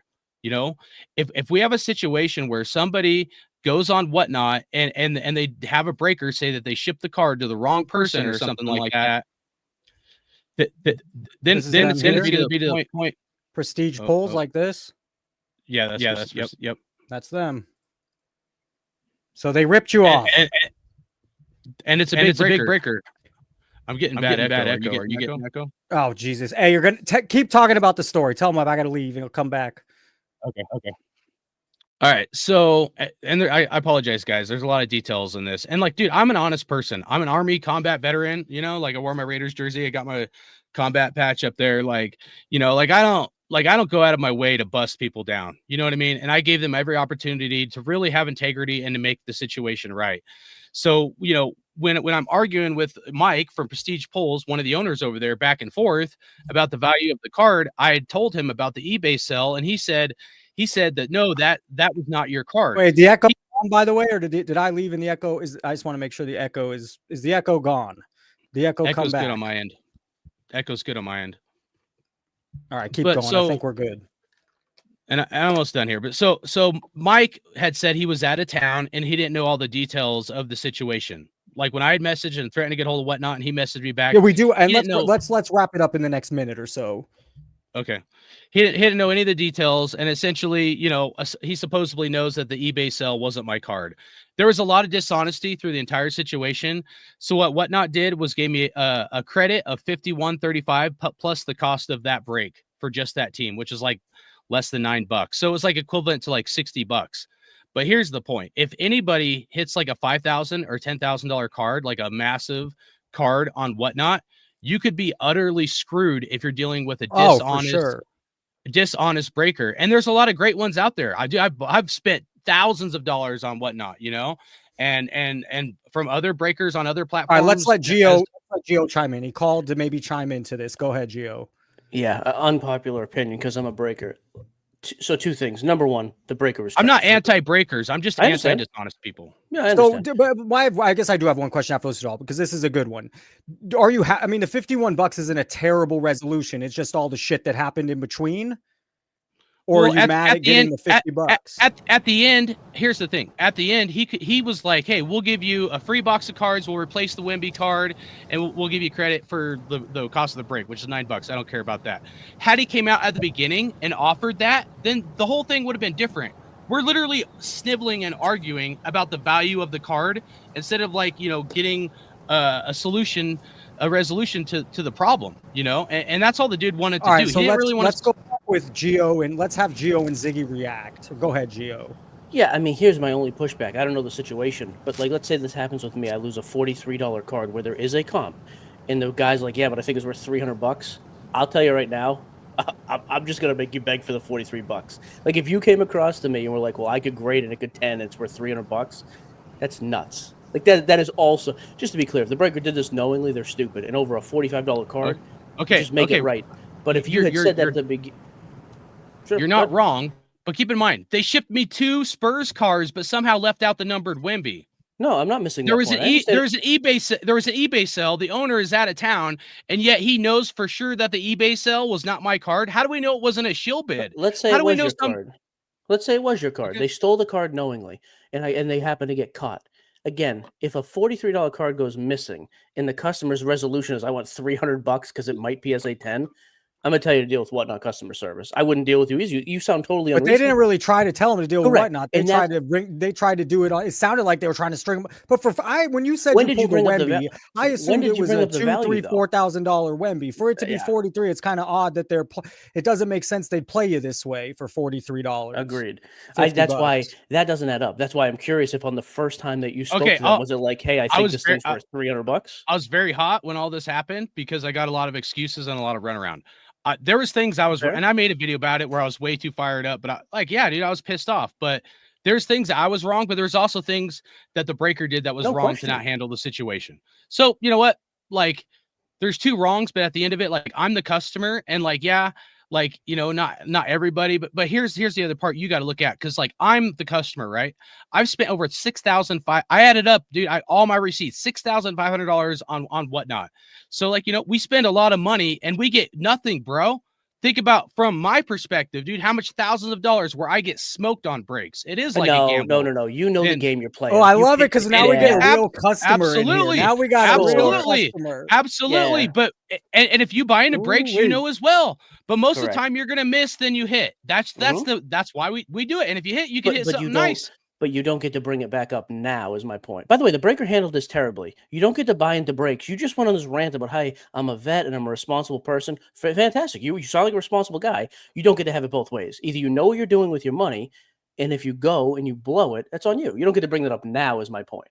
You can't have it both ways. I know you get most guys don't get their ROI back in a break. Of course. But you don't get to use that down the road. You know what you're doing. I don't Ziggy, know, but man. Breaker I still mean, Breaker still Ziggy, handled it terribly. I disagree with you, dude. Let me I just say, do home remodeling. I own, hold on, I own my own business, right? If Mhm. someone spends $100 with me or $200 with me or, you know, $500 with me, it's completely different than a customer where I do a $10,000, $20,000 or a $30,000 job. And I've done You missed the $60,000 point. jobs. You You missed think, the no, point. I'm not. You are There's missing it. different customers at Dude, different you're levels talking in circles. It by has what they nothing to do with the what they amount you've spent. invest, dude. I'm saying it has This nothing is to why do- we have Gio on. Gio's Yeah. I mean, this is great. It has This nothing is to do with the great. amount. I agree. This is content. I cater to my whales more than a guy who comes in and spends $100. I'm saying a See, minute you ago. proved my point. No, So you're dummy. okay. Oh, hold on, bro. I can't argue with If stupid you, people. you're, If you're you're not going to gonna listen, accidentally I lose a can't Wales argue. card, you would I can't accidentally ar- lose a Wales card and comp him at 43. This is what I mean. No, When you you get would hot give and him unreasonable, you're a something moron. additional, You're bro. not making. Again, stop moving the You can goalposts name and call. listen. I can name call too, dude. Right, but you Oh, can't okay, listen. okay, so I'm just it's- telling you to listen for 30 seconds and shut up so I can explain. The point you made was, I blow $6,000. I'm not getting that money back. Don't I didn't cry say about blow. I said He spit. did, and he said spent. Good. And Don't- I think don't he's, twist my you know, words. where Go we ahead. see, I want to throw in here real quick. Where we see a difference here is one guy's spending money in and feels like he got shafted after figuring like he's you know, he's a customer. He spent $6,000. That's how he feels in his head. Where Gio deals with this every day and sees some flaws on both sides. The way the breaker handled it, and Breaker also is how it's 100% how you're at feeling. fault. I have no issue with what you said about the breaker. I said a minute ago when you just talked about we're not getting anything back. I got smoked for $6,500. I say this to everybody. You don't get to play that card as well. Your customer spending money is totally But different. They're you're getting being a tan. facetious. I actually respect Good. respect you. Hey, have a good night, boy. I'm not going to. Gio, thank you for dealing. Yeah, we'll Gio, see you, thank you. fellas. Later, Gio. Whatever. All right, let's get Ziggy's. Let's get actually Ziggy. I like understand why. I get Gio a it. lot, and I respect him a lot. Thank you. But Can you hear me right now? We can hear you. Maybe a little louder. What was the guy's name? The guy. I'm sorry, I can't read your name. I'm driving at the same time. I don't A want hardcore, some card collector. Okay, What's so your real hardcore. name? Let me I just guess. let Go me ahead. start Go by ahead. this and just ask, what would have made you happy in the beginning? As soon as you open that package and the number to 75 is gone, you contact the guy. Good question. What would good have made you question. happy right there? What would have been the right first answer? of all, let's be like transparent. What would have made me happy was getting my card that I paid for I know, in my I break. understand. Okay. I understand. Okay. So, okay. But I'm just asking, like, from there, because I've been in this situation on both sides, just so you know. I've been a buyer and I've run breaks. So I'm just asking you because I think that's important to understand. What would have made you happy? Because from my perspective, I can tell you, I've been Gio upset about being some yelled stuff, at. That would be my Gio was literally getting but at us. So I can tell you Ziggy, that you're things do breaking happen. up. That's why a lot of these breakers have so many cameras. That's what they said. They said they have like Again, over, I'm not going to hang in there too long because I'm driving. But what would have made you happy? What would have made you happy about this? okay, if they wouldn't have been like the beat around the bush thing, taking care of the situation, if they would have been honest and not like How me, much I'd money? What if threatened- they offered you only $40 or $50 though? I don't agree with that evaluation. That's You thought it that's was their 75 evaluation, to and 100, right? That's what you thought? like if they would In have your offered me research? a box of cards plus replace the card, then that's fine. I said Well, it's at a repeatedly 75. It's hard to in my replace. video, dude, this is what like calm down, trying to calm down. And I have nothing against Gio. I'm not trying to get too No, fired you're up good. on You your got Gio or hot. It's whatever. fine. It's okay. Gio's like, right to leave because he look, doesn't need to like, be yelled at. there was plenty of sales of my card on eBay. All they had to do was buy my card. I don't want their box. I don't want anything else. If they only value it at $50 or $60 or $75, go buy my card that you did not ship me. It's pretty simple, dude. If I buy in a break, I want my card. And there was plenty of sales that they could have done that. They didn't want to do it because I'm going to start cussing here. Because why? Why didn't they want to do it? Because they're a fucking piece of shit. This is what happens when you deal with people that aren't honest and they're a fucking piece of shit, bro. That's the problem. And Gio, like I said, I like Gio. I respect him a lot.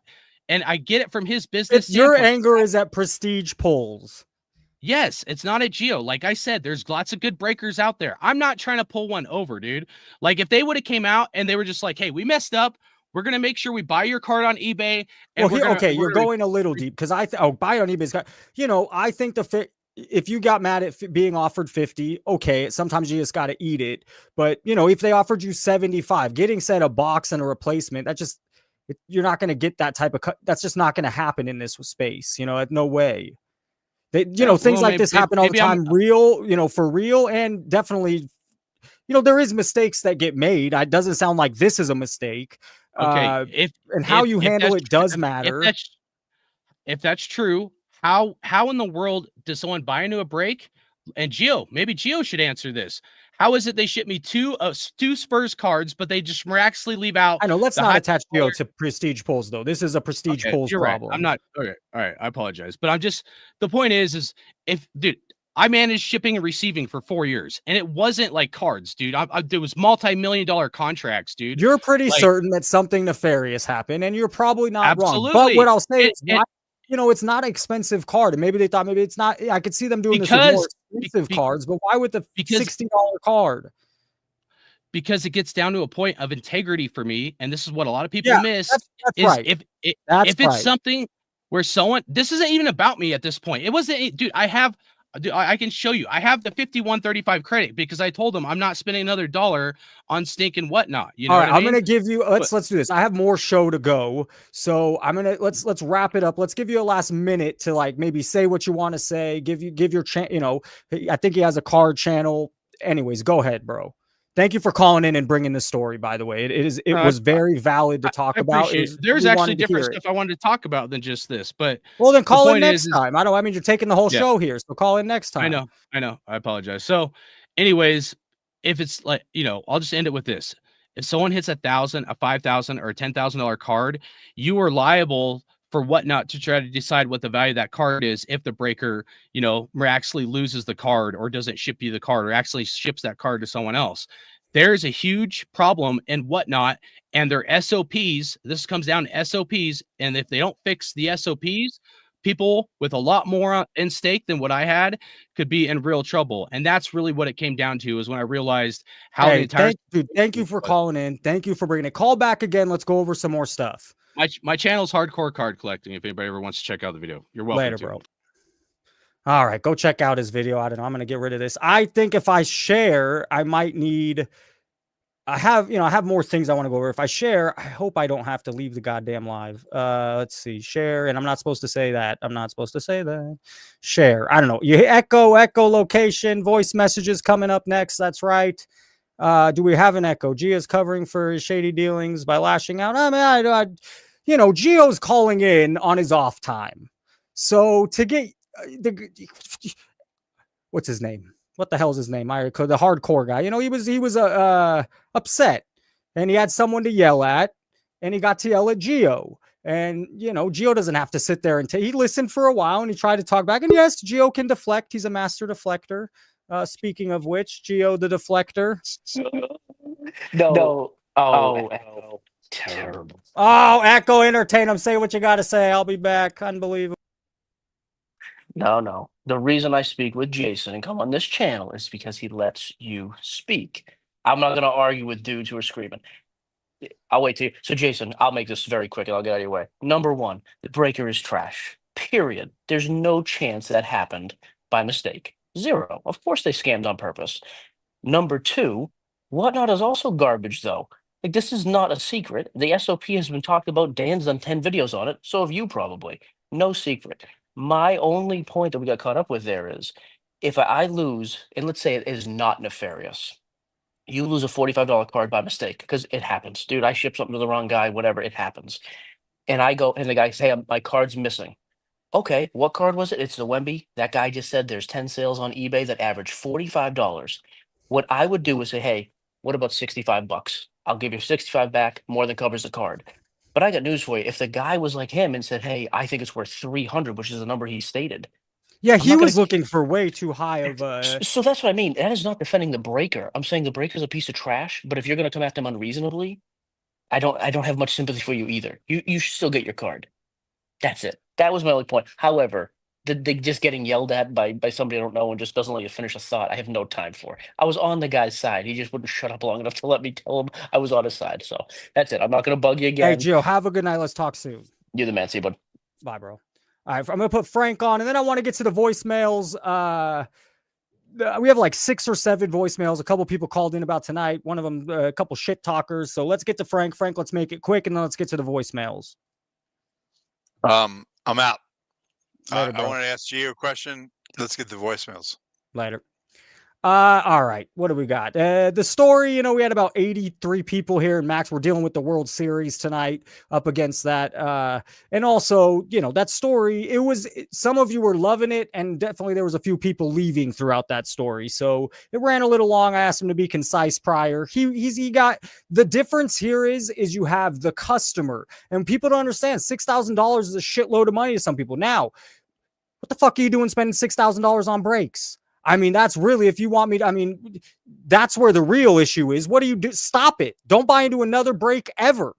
As Sven or Orlando, whoever in the chat, that $6,000 could go to great singles. So I listened the whole time. I heard the whole thing. You're upset over $20 difference. It's not worth it. I understand being in your shoes because everyone ends up feeling slighted at some point. When you feel slighted, it goes to the emotional instead of logical way. And so, it's not worth getting festered up about 20, 30 bucks, but that happens. That's life.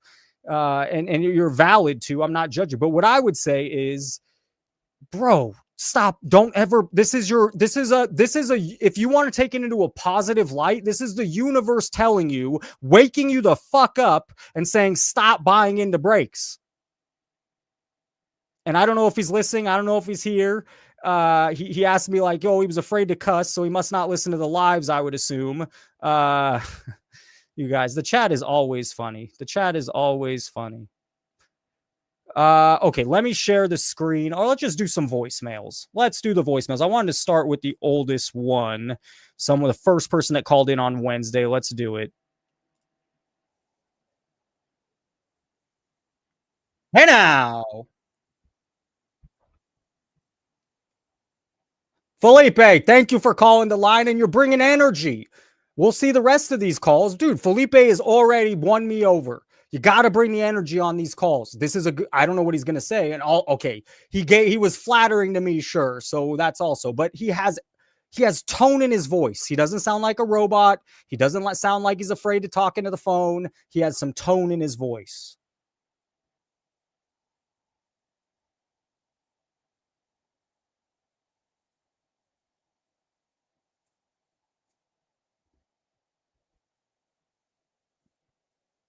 You can't hear it. Golly, you can't hear it? It is so good. I like it. I'm liking what he's saying. You can't hear it. Oh, I know why. Come on, Professor. Get your life together. I swear I fixed the audio. Then I unplugged the thing. It was fixed yesterday, the echo. The echo was fixed yesterday.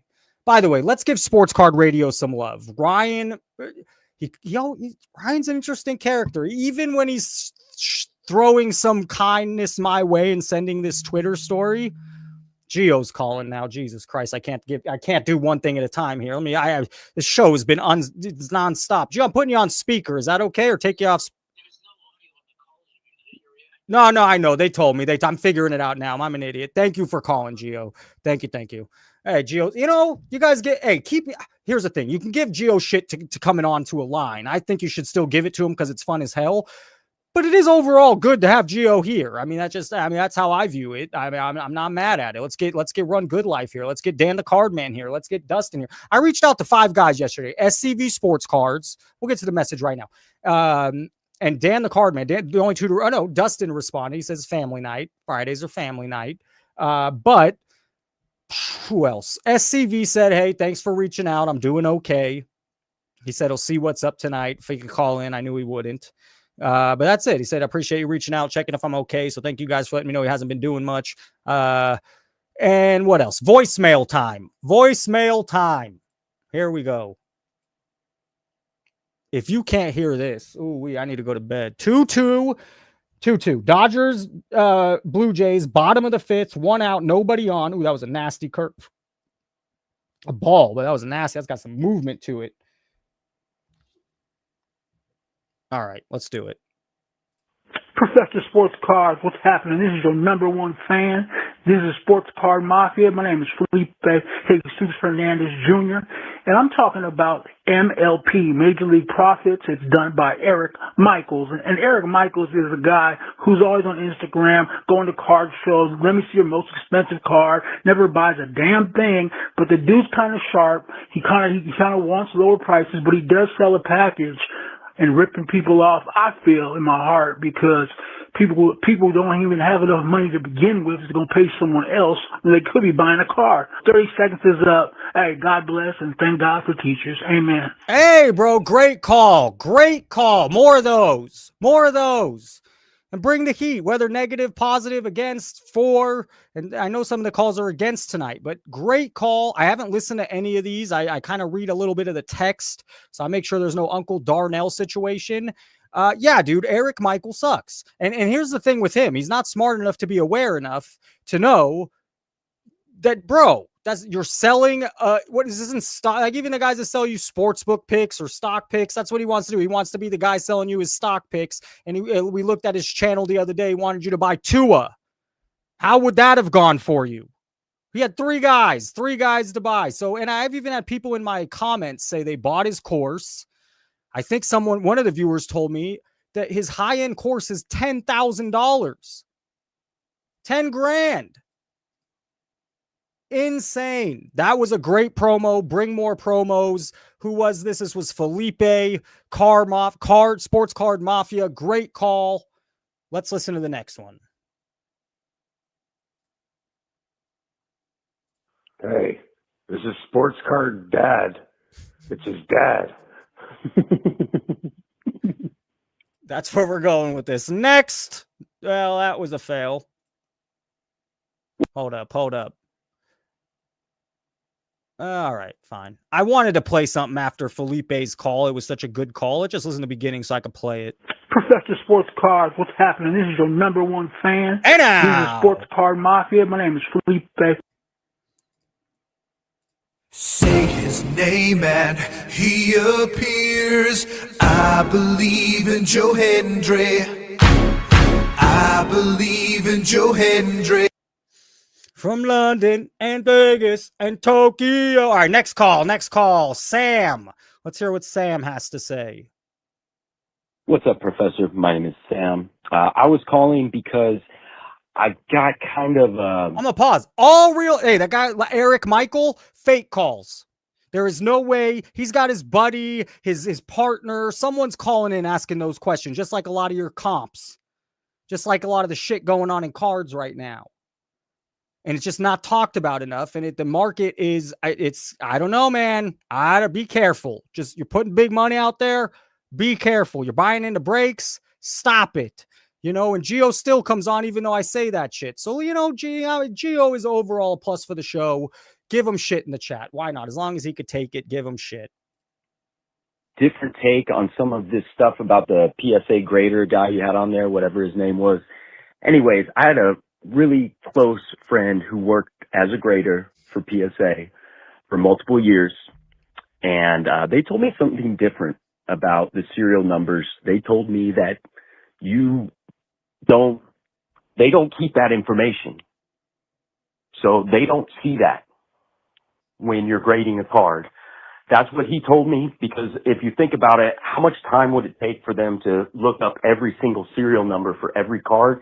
He told me when it gets sent in, they don't look at that stuff. I mean, I thought that there was definitely some, it's clearly only worked there 4 or 5 months. What the hell's his name? I can't even think of his name right now. The card father. I don't remember his real name at the moment. Rocco. Let's stop this. Why'd you keep going on that? He clearly had he's only there 4 or 5 months. I do think that, he said in this voicemail, the guy said years ago. How many years ago? Technology's gotten a lot better. Why wouldn't, if they already did it? He said they flagged it. That's on the interview. He said he was wrong. He thought it was every card. It's not, but it's very believable that if you send in the, Topps Chrome Black, whatever the hell it is, out of 50, and it's number 25 out of 50, why wouldn't they put it in their system? I have no idea. What do I know? And a lot of people had issues with what he said or inconsistencies where he really fucked up. I believe almost the whole story, almost everything he said. I believe where he fucked up is he didn't know the year. He's all over the place, just like I am tonight. And to defend myself to Jamie, I taught all week. I taught all day. Then you have Gio call in. You have Dan call in. I'm trying to run a live, share the messages, see the score of the game. I had a whole episode to bring you of watching YouTube. So sure, it is hard to keep one thought. I have a million things I want to say. You know what I like the most is when I make those Google slides and write down my thoughts, because then all my thoughts are there. Boom, boom, boom. But tonight's been a crazy show. I mean, there's just been a lot of activity. Ziggy called in. There's just a lot going on. Let's get to the next voicemail. Yo, Prof, it's Kenny fucking Powers calling you, brother. Hey now, good to hear from you. A long-time viewer. Just enjoying watching you doing your thing, fighting that good fight against all these scammers and shill motherfuckers. Hey now. Good to know there's other people out there that think and have an open mind and think logically instead of just looking for the next hit or the next flip. I'll be calling again sometime with deeper thoughts, but just wanted to touch base. And, Kenny, keep doing your thing, homie. Kenny, I could already tell you're going to be a great call. So keep bringing the messages and bring what you want. I can tell already. Thank you for all the kind words. The first time. From now on, no more kind words, just bring the heat. But yes, great call. Zelb did call in. He's going to be the last one of those two. And then Ziggy just joined the live. So I'm going to finish the voicemails first, Ziggy. I have 2 more. And then I'm going to put Ziggy back on. Yeah, Professor, I think you need to mind your own business. Hey now! You worry too much about how people spend their own money. If I want to buy into brakes, I'll buy into brakes. Is that Collector Charles? Is that his cousin? When I open packs, I'll open packs. If I want to be happy about a PSA upcharge, I'll be happy about a PSA upcharge. If I want to take out a second mortgage on my house, invest it in wheel rear, that's none of your damn business, sir. Sure, and then be like the caller who spent $6,000 and feels ripped off. And it's none of my business. There's a lot of new people in the hobby. There's a lot of people that get sold the fake dream. There's a lot of other advertisements right now. So why are you so against someone on the other side? And by the way, I'm going to make a prediction. We're going to start seeing a lot more shit like I'm saying. I already see it happening. I have a feeling there will be more voices in the hobby. This is my prediction. In the next 2 to 5 years, and you're going to start see it slowly trickling in. There's going to be more stuff in the vein of Dan the Card Man. There's going to be more stuff in the vein of what I do. There's going to be more stuff out there that's there's going to be more of a voice for the other side. Are they going to be reaching sometimes? Yes, there's a lot of, and some, you could say Dan reaches or myself reaches sometimes, or whoever you want in there. But the point I'm going to make to this caller, thank you for calling in. Mind your damn business is what he said. You're an idiot. And I appreciate you calling in and bring more heat. But I'll say, I have a floor here. You heard what the last caller said and how emotional he got. And if you think he's the only person in the world, I've always said it's unsustainable. You know, there isn't a lot of Geo. Fine. I have another guy who runs a Facebook group. I find them very professional. He's constantly every day messaging, dealing with customer service. And he is a very professional person, and he doesn't want to go on to content. Why? Because there's money. But there's very little professionalism in this business. We go on Whatnot, and if you're a fool enough to go in every room and think that this 22-year-old kid is going to be super professional and do things the right way, you got another thing coming. Now, this guy said it was Prestige polls that fucked him.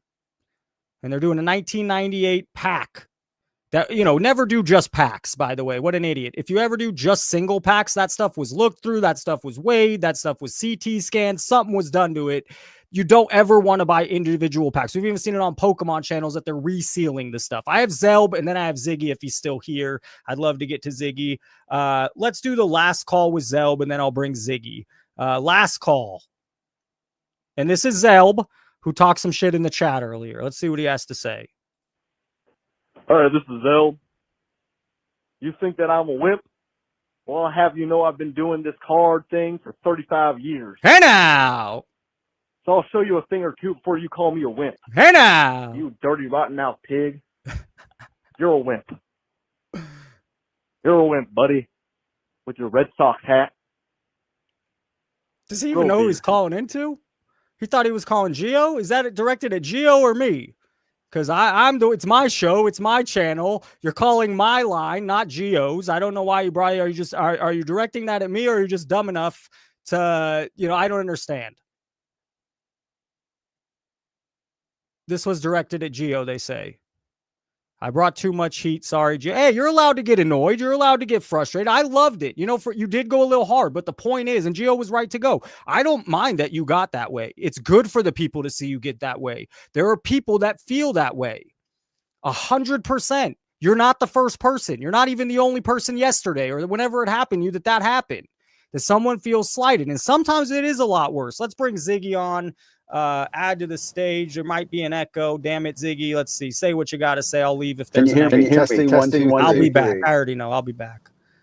So let me just first of all start while he's gone. I want to give a lot of props. I guess they're called flowers nowadays to the professor for his interview with Dr. Beckett. I saw the comments. I think most people in the chat would agree with me. It was the best interview the professor's given, and maybe the best one I've heard on sports cards. Hey now! And I'll just say, what I even love, when you're talking Dr. Beckett, don't back down, ask him the question. Oh, you're freezing. Oh, God damn it. Because I actually stopped here at the rest area so I could call you. Hey now. I just thought that was a phenomenal interview. I think you did a great job. And I hope there's more of that. Like, I hope more people are willing to come on your platform and speak that openly. I also applaud Dr. Beckett because I think he did a phenomenal job answering your questions and really giving a very good counter. His comment about what whales who want to be whales was a phenomenal I'm gonna say something. He's probably the only person, one of the only people in the world that could come back with those great responses. I mean, it's just what it is. He's that experienced, that knowledgeable. He had some great points. I want to let you know, back in 2020, at the very first Dallas card show, he hosted a bunch of the influencers at a luncheon. I was not at the event. I was not an influencer then, but you should listen. I'll try to find the tape. But he actually calls out Jeff Wilson and the selling of picks. And Jeff actually talks about it. It's actually a really good conversation. He also talks about the market.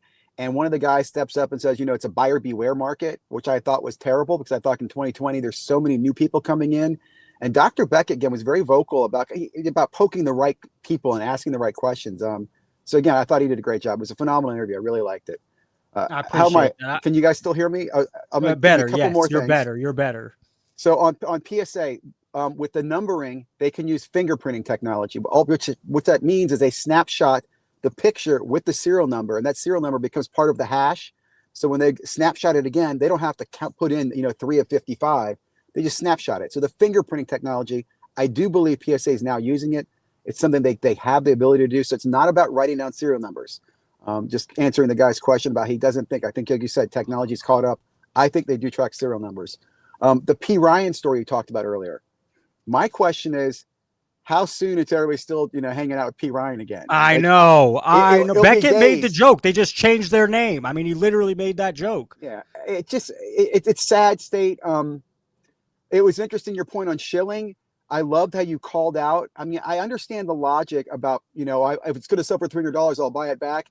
But that's, you put it for auction. You have a reserve if you want to do that. It's like you put your balls out there. In fact, it makes me think of Panini's reverse auctions, right? The Dutch auctions. I'm like, if you want to Dutch auction the shit, then you should have 0 as the floor. You shouldn't have some floor, as Panini, which I think bothers me. If you're going to go to auction, you got to let it roll.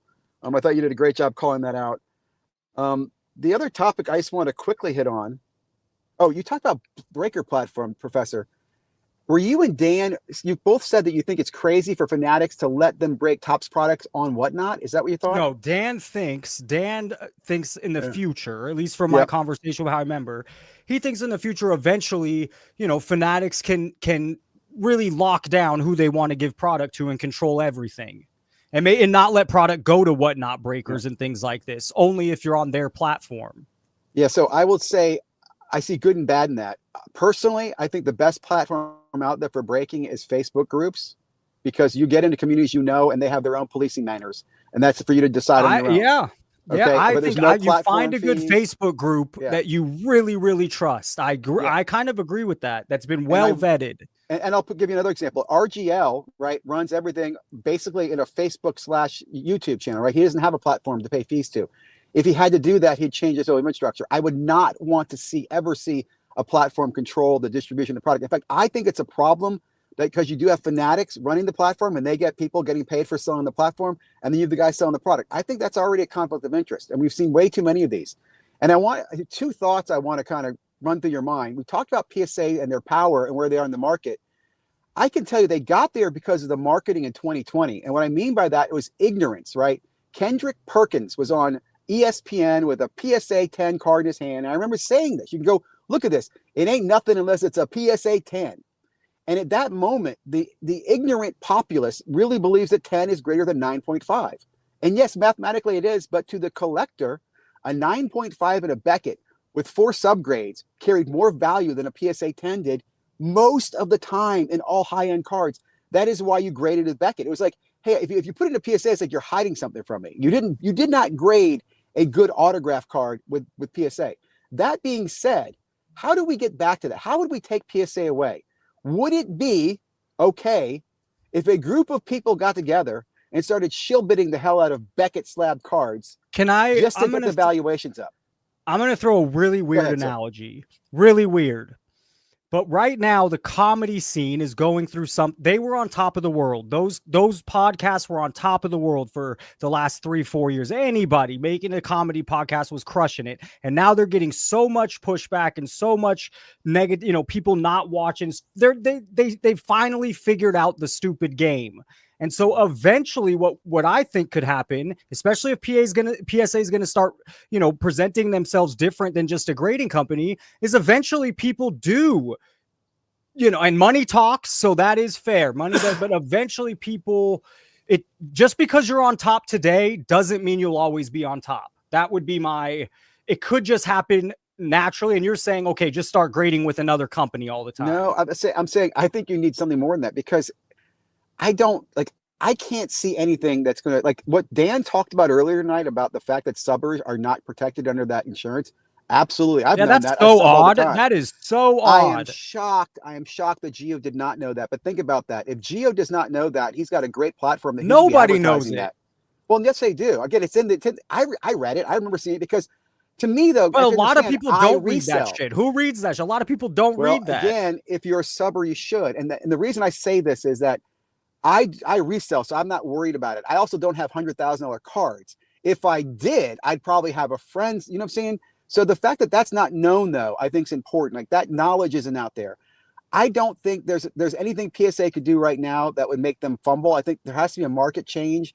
I think the collector community, again, if you got the collectors in this, they will still tell you that a Beckett with 4 subgrades is more valuable to them as a collector than a PSA 10 is. Now, again, Jeff Wilson will tell you, buy the PSA 10. It's going to have the most value in the future. I want to believe in the future, they'll have technology that will look at the card and will tell you honestly, this card's better than that card, and your PSA 10 was. I mean, don't you trimmed or think it's, Tag already does that? Don't you think there is already that? I just not catching on. I mean, don't you think that technology is already there today? Because I do. Well, I think part of this goes back to the fact that this industry still is not. It's a kid's joke. I mean, like nobody really believes what the hell goes on in sports cards. Ziggy, that's right. You threw me some love at the beginning, so I want to throw it back. Your call the other night was the call of the show so far in 3 months since the birth. It was a great rant. I'm going to clip it as a video. I'm going to get in trouble. Here's the other thing: the chat likes when you're being called the best caller. From several, from even my DMs. So keep calling in and bring in your knowledge. It's you, man. It's you, because I normally do that well. You know that. But again, let me give you another thing. I sent you a DM on this. The whole gambling scandal going on in the NBA right now and the fixed poker games, right? I was listening to the Pat McAfee show, and he's talking to a gambler, talking about cards and the card gambling, and the big takeaway there is that every goddamn pro athlete is a gambler. If they're not gambling on sports, they're playing poker or they're throwing dice. All they have is money, and they fly on these planes. There's a lot of gambling going around. I really think it would be interesting if someone got caught with sports cards in some type of corrupt way. And I'm trying to think like that'll happen. You don't think that will happen? Of course that will happen. Maybe they have a superfractor and they don't want the player to, I don't know, some way they can manipulate. Like you can manipulate cards, poker cards. You can manipulate points. Sports cards are next, man. And it is gambling. So I just think it's interesting to see what will happen there. Like for example, maybe if one of these athletes got together and started making his own NBA logo man cards, right? Let's say Steph Curry got together with somebody, made custom cards with NBA logo man that he actually wore in games, and he signed them. Would that not decimate the entire market for the flawless cards or the NT cards? You know what I'm saying? Like, I just think something's going to happen. I hope there'll be change. Of course. I don't know when, but no, you're not. Of course something will happen. I mean, what, 2 months ago, and everyone forgets, there was that huge memorabilia scandal. Huge. I mean, of course. But again, no one remembers. No one cares. In fact, Dallas, Dallas is a few years later. And here's another one. Panini's break-in was over 3 years ago, guys, and no one cares. Right? In fact, so maybe the scandal isn't fixing boxes. Maybe if you could catch somebody. Here's my question. How do you get the FBI to pay attention to the card market? Well, they might be. We don't know. Well, I'm just curious because they apparently are paying attention to the Monopoly game. Right? Oh, what'd you think of my idea? What'd you think? I mean, it takes a long time. What did you think? In the beginning of the show, I said the best way to govern, you really want to go to a governing body and show it's gambling. So I think the best way to do that, Ziggy, and maybe you can help, is go clip every breaker, admit it. They all admit it. They all say it. So if you get the owners of these breaking companies saying it is breaking, and you clip 100 of them in 5 minutes, maybe that's something you could present to somebody. Maybe. I think they're not coming on for nothing. I like that idea. I think first of all, Las Vegas, where you are, I think you got to go and interview the gaming commissioners and ask them, sit down and have them say, let's watch some things called breaks tonight, right? Get one of their interns and get one of their interns educated. I think that's a big ask. I think that's a huge ask. Why? Here's the reason I say that. Because it's illegal. I don't know. It's illegal. It's a tax money or is it a commission they're missing out on?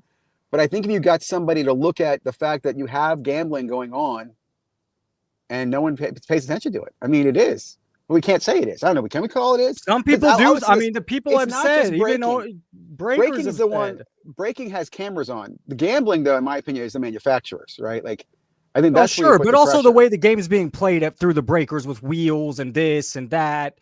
I mean, there's definitely a lot of gambling aspects in the breaking world as well. Well, let's look at this. Okay, in Canada, I know Canada has a law that on the pack, you're supposed to solve a math question or something like that. If anybody in Canada can answer this, but they specifically have a law on there. You cannot have any form of gambling. It has to be a game of skill. So because of that, on the Topps packs, they used to have like, what's 3 + 2? And that was like, I forget why, but it was some stupid reason for that to be on there. The reason I mentioned this is Canada would probably be the first one that would maybe put some scrutiny on American-made products that are gambling. Or a form of gambling. Make sense? My opinion is that, media goes a long way, content goes a long way, and if you can show all these breakers saying, "Oh yeah, it's gambling," they own the damn companies. So if you have owners of companies saying it's breaking or gambling, because right now the governors don't, or the governing bodies don't. even have it on their radar, in my opinion, that it is gambling. They have other things to do. Well, again, a breaker saying it's gambling, it's like, I don't know, like a pothead saying it's weed. I don't know. That's not the source of the problem. Not the I don't agree. I think if you have an owner of a company saying it's gambling, that says a lot. Okay, has Jeff Wilson called it gambling? Well, Jeff Wilson's not. Well, I can only, and I would not do this without their, well, I mean, at least the buddies, but Run Good Life definitely admit it. Geo definitely admits it. They're big in the game. Well, Jeff Wilson, fuck Jeff Wilson. Like there are breakers that will definitely admit it's Club breaking. Gambling. Let's start with Arena Club. Well, they won't admit that. They won't. They're not. Of course it is, but they're not going to admit that. They're going to pivot as far as they can from that. But here's a question. Does the market, like, for example, I think the biggest change is when Arena Club did the virtual packs. They were bold enough to go public with something like that. You know what I'm saying? Because then you have Courtyard IO coming in. I'm surprised that market has not been flooded. That market, in my opinion, because there's so much money there. Like, look at online gambling. Remember when there's party poker and then there was 15 party pokers? Like, why are there still only 2 repack companies doing virtual? I'm shocked there's not a third. I think, isn't PSA trying to do a virtual one as well, maybe? Or is there I wouldn't doubt it. I have no idea, but why would I wouldn't doubt it. That would suck. Oh, but that's my God, an area, now PSA is going to do it. And another thing, I think I mentioned this before, there's a video where that guy put together exposing the algorithm in Arena Club. That's really, really scary. I mean, basically, for anybody watching this, Arena Club, I mean, they should be sued for, I think, false advertising. And you had a guy on the other day who was reading off all the companies that Brian Lee worked for that have been sued for this. Like right there, class action lawsuit or whatever, because Arena Club is advertising this fair algorithm and whatever, but apparently they have this, there's something in their algorithm where they put in a fixed number. They advertise a lot of bullshit, by the way. Exactly. Like they advertise, hey, I use the XYZ algorithm. Well, the XYZ algorithm they use with a unique identifier or some shit, like they add their own mix to it. It's like saying, I use, Oreos, but I throw my own cocaine in the middle of the creamy white stuff. It's bad. They should be sued by now. I'm surprised that Arena Club has not been sued. I should be saying that, but they should be sued. It's early. Well, maybe things will happen. Things will come. I think, I don't know. But why haven't they come? And they've been around a while.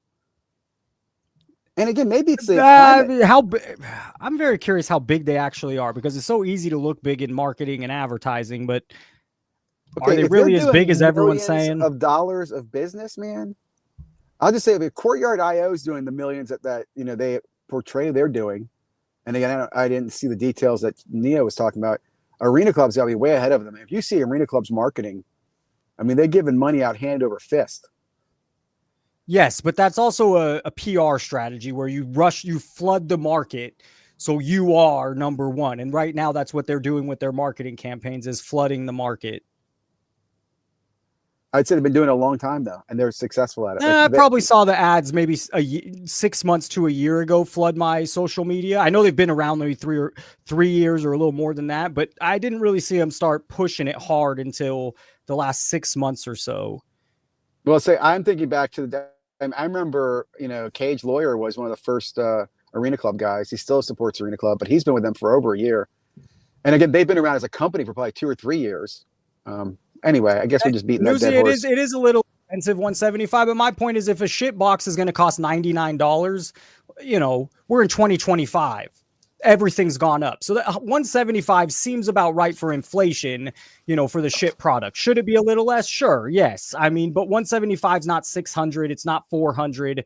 It's under $200. It's better than Panini. I'm going to put Frank on. I don't know if he has something to throw at you, Ziggy. Go ahead, Frank. I just want to throw the numbers at you. Oh, Frank's been drinking. eBay, $43.5 billion revenue 2024, 10 billion year over year. Collectors, 43.3 billion revenue. That was 2022. Where are you getting these numbers though? Billion? Good question. Bees? I think billion? Go ahead. Where you get the numbers? Off of credible financial internet. Oh, Frankie, we got to cut you soon. Go over your notes and we're cutting you. Arena Club, $5 million in last year. So they're valued at $25 million. So that's all. That's the point I was trying to make. They're nothing. Oh, yeah. Where did you get 5 million from? I want to know because I would love to clip that. I mean, I don't know how to find their numbers. I would just say, I don't know those numbers either. I will tell you, I did a little study on PSA, and what you can do is you can go back and look at PSA's public numbers when they're a publicly traded company and see their revenues, and then you can extrapolate and make some guesstimates and figure out what the revenues are. I know Boston Card Hunter did a similar thing recently. I would put their he's hard to trust at all. I know, but he's just not an idiot. I would say I would put their revenue probably around $500 million a year, which is 500 million. Some would argue he is. That's revenue, 500 million. I'm not saying that's profits, but as their growth is incredible, where they're going now with the the PSA reselling and so forth. And I'll say this too. I mentioned the other day, it's much easier right now. It is very easy to use them when you're grading cards. And I'll encourage you, don't use subbers. Grade your own cards or buy your cards from a subber. That way you're covered with insurance. But they're making it very easy for you to make money on that website. Have you ever heard a term called in-shitification? Nope. Is that a real word? Yes, it is. Well, it's maybe a coined or termed word, but it's a real thing. I learned it from Frank yesterday. I'm going to do my own research. But basically what it is these online companies, making it real user-friendly, making it to, like Snipes, 3%, making real low fees. And then eventually it starts getting worse and worse for the customer. It starts, worse customer service. Eventually it just falls to the shit, where they tempt you at first. I'm not talking sports cards, the internet, just a website type deal. At first they make it very attractive, very good. And then they start to digress really quickly.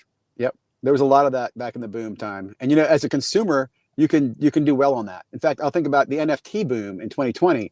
There were so many NFT projects out there. A lot of them are free. A lot of them have opportunities. You could make money if you were just jumping around from those. Yes, those shitifications. StarStock's another one, right? I get notifications that StarStock shuts down on the 31st. I've got a bunch of cards there. I'm just giving up. But I made a ton of money there as well. So I want to talk to Andy's here. He says, Arena Club, how can they grade their own cards and value them more than PSA, such a scam? Here's my thing, is what PSA is. Everyone sets a standard or a precedent. So with PSA saying they could do all these different things, so can a shittier company, and so can another company. So it sets a bad standard when you have the leader doing what they're doing, because other companies can come in just like Arena Club and do the same thing. Now we're going to grade. Now we're going to sell mystery packs. And so, okay, trust what PSA is doing. Why would you trust anyone else? And I don't really trust what PSA is doing. And it also bugs me, Ziggy, that all this is so new. The whole craze is new, but also just PSA, it's not even like thought twice about, okay, they come out with graded grails. Okay, they'll buy back your card, and everyone just accept it as if that's status quo. And it's not status quo. It's brand new. I know, but there's so much more. Like I said earlier, I don't like the situation, but I can make money in it, and I don't know how to fix it or make it different. Like, I'm not a fan of PSA. I was a Beckett person my whole life.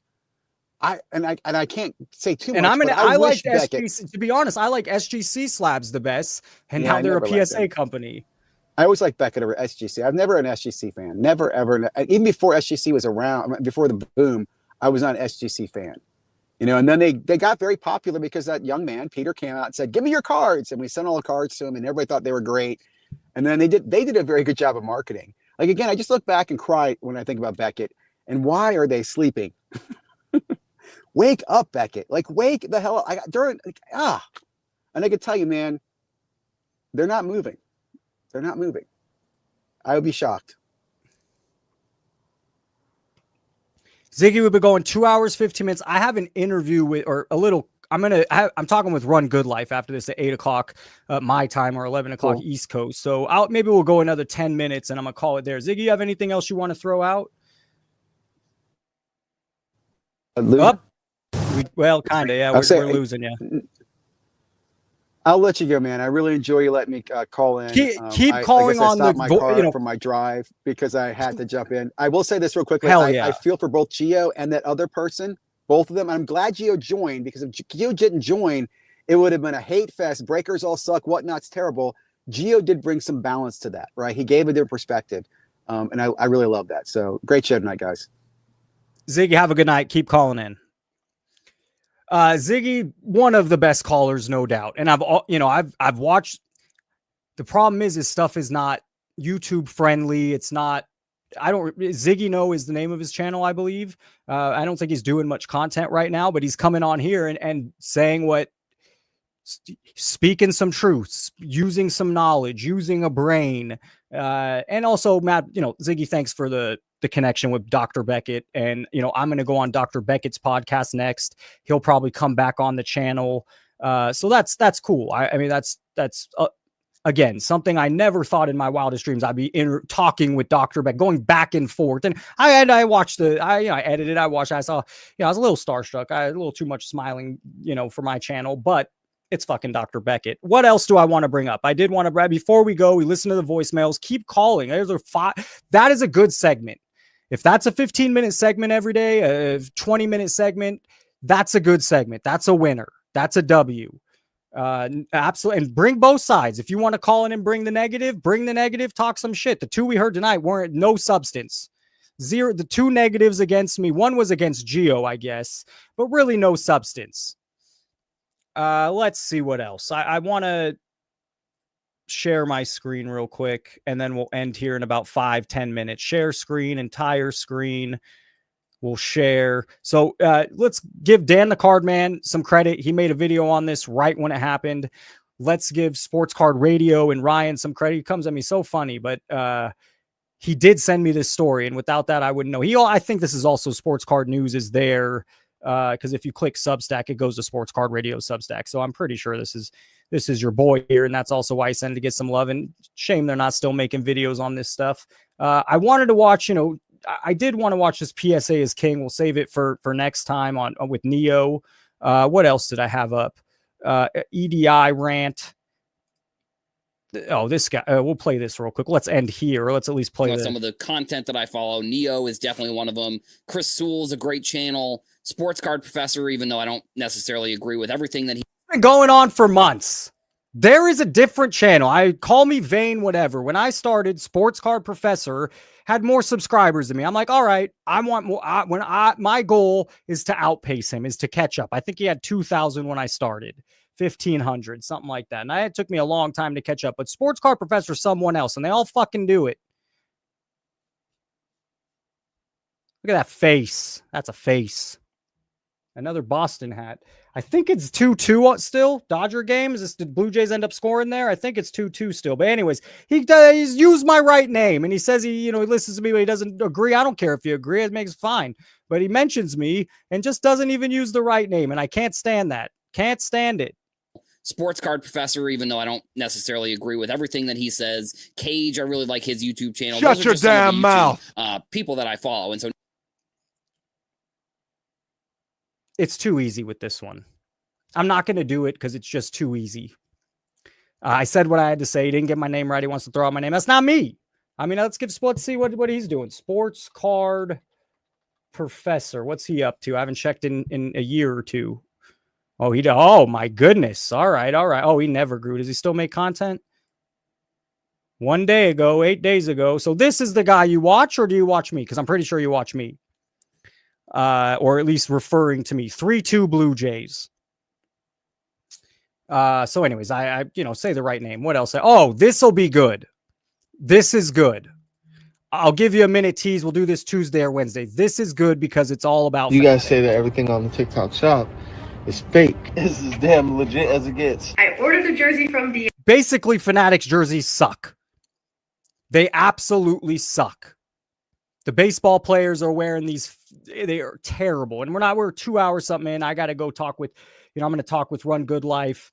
I have some fun content coming out. That's all I'm going to say.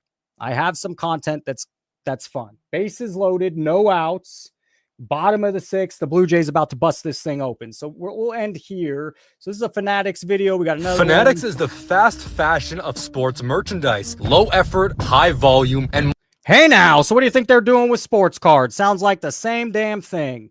And why should the same company that owns all the jersey rights and all the deals with the sports media, all the sports teams or licenses, why should they also be doing sports cards? Why not? Because it's 2025 and corporate America is taking over cards. That's the real beef.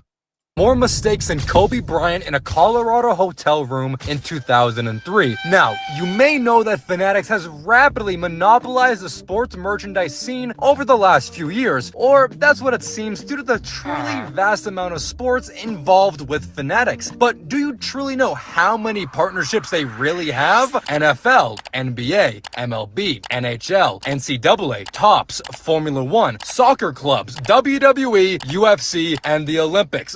We'll end here. I do want to do these Fanatics videos because it shows them in a different light on their manufacturing of jersey side or other businesses besides sports cards. So there's definitely some good intel here. We'll do that Tuesday. I mean, the show's running 2 hours, 20 minutes. Thank you guys for being here. I think we didn't crack 100 tonight. We do have the World Series next to me. It's 3-2, no outs. And the bases are loaded for the Blue Jays, bottom of the 6th. So, yeah, we got a good World Series. They're about to break it open here. And a lot of people think Dodgers, Blue Jays go up 1-0. That would be interesting. I will see you guys Tuesday. I'll make a video this weekend for sure. I'm going to clip that rant Ziggy gave the other night into a video because it's rant of the year, no doubt. Keep bringing the voicemails. I'm going to wait. I'm going to wait to give that number, 702, blah, blah, blah. But I'm going to wait to give that number one last time before we end. 702... Let's see. Is that the number? It looks like 702-483-7344. It's a great segment. You guys calling in. Kenny F. and Powers call in again. Bring some heat. Felipe, it was a great promo. Eric Michaels, don't watch him. Don't listen to him. He wants to sell you a program. And even if he stops selling you a program, you know where he was. Why? He's never gonna have the respect because of what's already happened. And you can't. And for some reason in sports cards, when people all of a sudden change, the past is forgotten. And that's because a bunch of new people are watching the hype and get in and get out. And then we have guys frustrated like Hardcore Collector who comes in pissed off about over $25. So anyways, guys, have a great night. We'll do it again. Call in the hotline, 702-483-7344. Shout out to Sports Card Queen for modding. Shout out to Frank for calling. Gio for taking some shit. Bob Boozle, Collector's Dream. Orlando, hope you're feeling well. Penny Sleeves, Andy's Cards. Guys, I'm going to stop shouting you out. Have a great night. Thanks for being here, Michael. And I'll see you guys Tuesday.